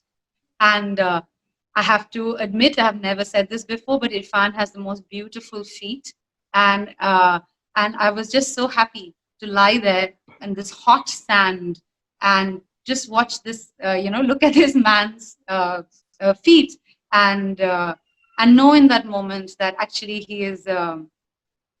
He's given me so much, and I really thank Anup for making me realize it. And that was why I think it was so important for me to do Hindi medium and Angrezi medium, because I just needed to be in that room with this man, and learn how to laugh, and be curious about other things. Yeah. Thank you, Tilotna. So I've known Irfan for many, many years, and I can see Anup smiling already because he knows the story that I'm going to now narrate. So Irfan, I think, was a kind of a human scanner. He saw you and he sort of sussed you out really quickly, really well. And not in a judgmental way, but just in a way that he understood. And so we were doing this thing, a bestseller, which was star bestseller directed by Tigmanshu, called Ek Shaam Ki Mulaqat. I was playing his wife. And we finished, as we finished the day's work, he was saying, kya kar rahi hai, kahan kar rahi hai, whatever. I'd done a couple of films in Hindi and they'd all tanked, and I thought that I'd made the wrong decision by trying to become an actor, because I'm talking about the mid-90s to late 90s, and I was thinking maybe quit. And I'd done some theatre, and I was thinking, I'm really enjoying this, but I can't sustain this. I can't sustain being a theatre actor in India and call that a career as such. So it's going to be hard. So I've got to find something else to do, and I was looking for options. And at that time, I did this one piece of work. And him and Tishu, Tigmanshu, particularly Irrfan, he got on my case. He's saying, छोड़ना छोड़ दे, तेरे को क्या है? Acting के लिए guts चाहिए होते हैं, गट्स तो है नहीं गट्स है तो मत करो, कौन बोल रहा है, किसने बोला है आने के लिए, मत आओ, मत करो, करना है तो. And he followed me across that house. We were shooting in this one place in Goregaon. And it was an old bungalow, and he went up. I was like, I don't want to listen to this man. And he followed me up after 5 minutes, and he pulled out a cigarette and he said, "Tu chhod ke kya karegi? Tu kar le, tu chhod de." And I was like, "Haan, chhod dungi. It's okay. Now just get off my case." But he wouldn't. And for the next 4 days, we shot 5 days all in all. And he would find me wherever I was. And I think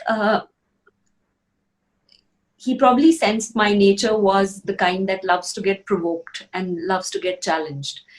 The minute you tell me that ये नहीं हो सकता, तो my brain starts working. कि अच्छा बोल तो रहे हो तुम नहीं हो सकता, पर कोई तो तरीका होगा, करके देखते हैं. That's like my way of looking at life, like challenge everything.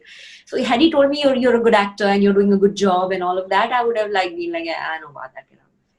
But the fact that he got into my skin and he bugged me, and he bugged me and bugged me and bugged me. They offered me the next bestseller, which he said, "Iske baad chhod dena. Main to tere ko bol raha chhod hi de. Tu to waise hi irritating hai, to chhod de."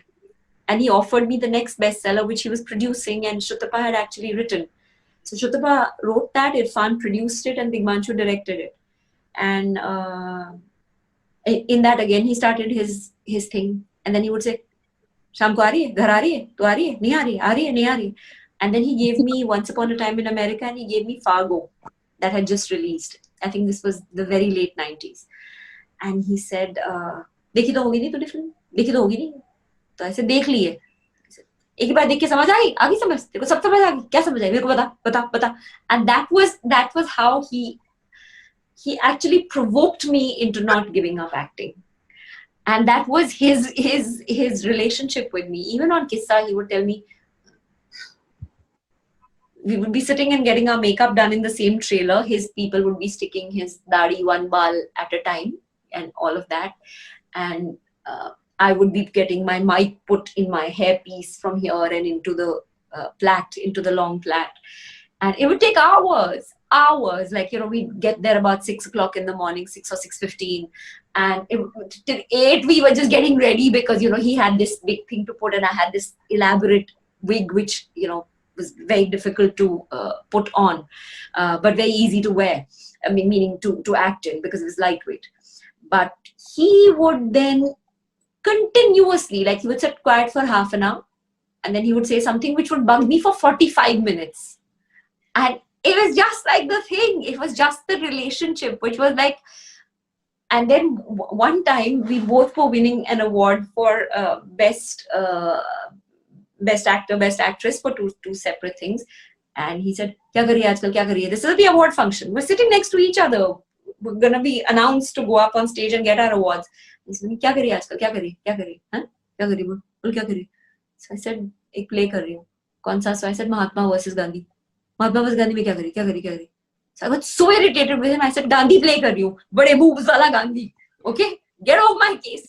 Because he would just annoy me.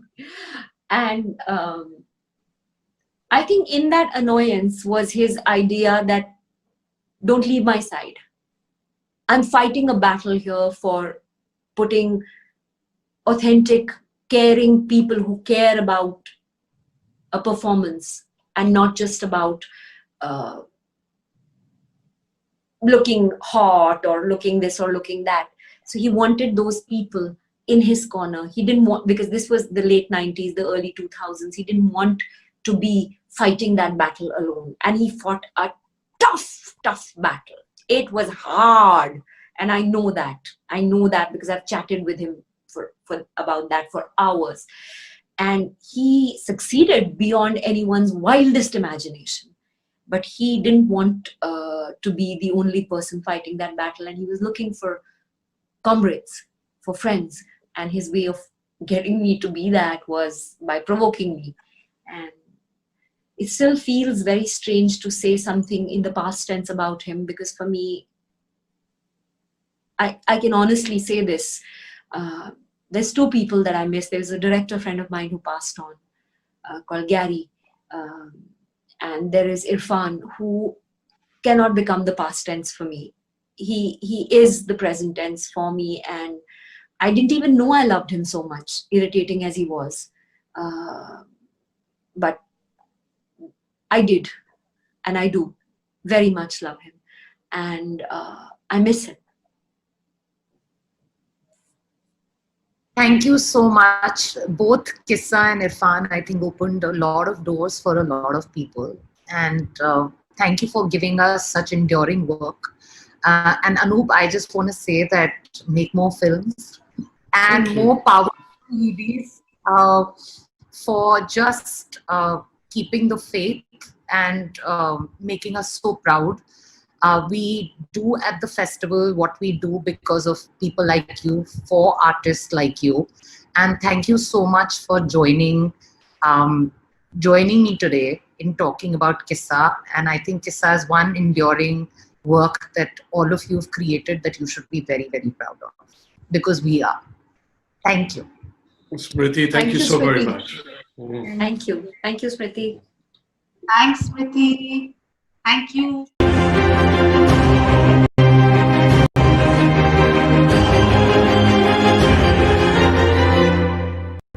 Well, what an incredible day it has been. It has truly been a great kickoff to the 9th annual BMO IFFSA, the virtual edition. I want to thank you for joining us today, and with a very special theme as we did this incredible kickoff, Qissa Irrfan Khan. What a great way to start this incredible festival. Folks, before I go, I want to tell you about, make sure you stick around for the remainder 10 days. Tomorrow's theme is Love, Lament, and Rebellion. What an incredible theme. We're going to have some wonderful movies, we'll have panel discussions and master classes, entertainment, all that and more. For all the details, you can check out our schedule at IFFSAToronto.com. And on that note, my friends, I say have a wonderful evening. I'll see you at the movies. We'll see you tomorrow.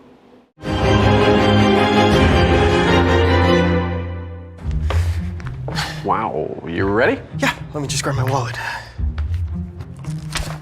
Wallet way too big, skinny jeans too skinny? I'll just carry it. Before you break something, you should know you don't actually need a wallet. With BMO, you can just pay using your phone.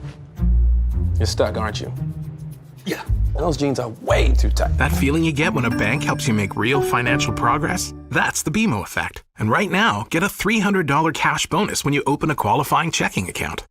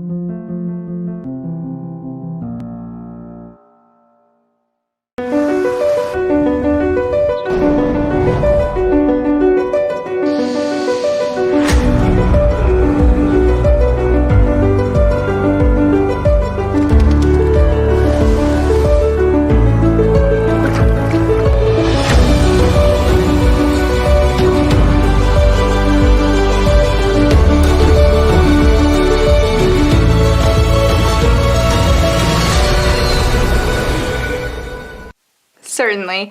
I'm here to help. Dad, I got insurance on the phone. Not necessary, son. Whoa! Oh, stop! Whoa! Hey! No! Insurance.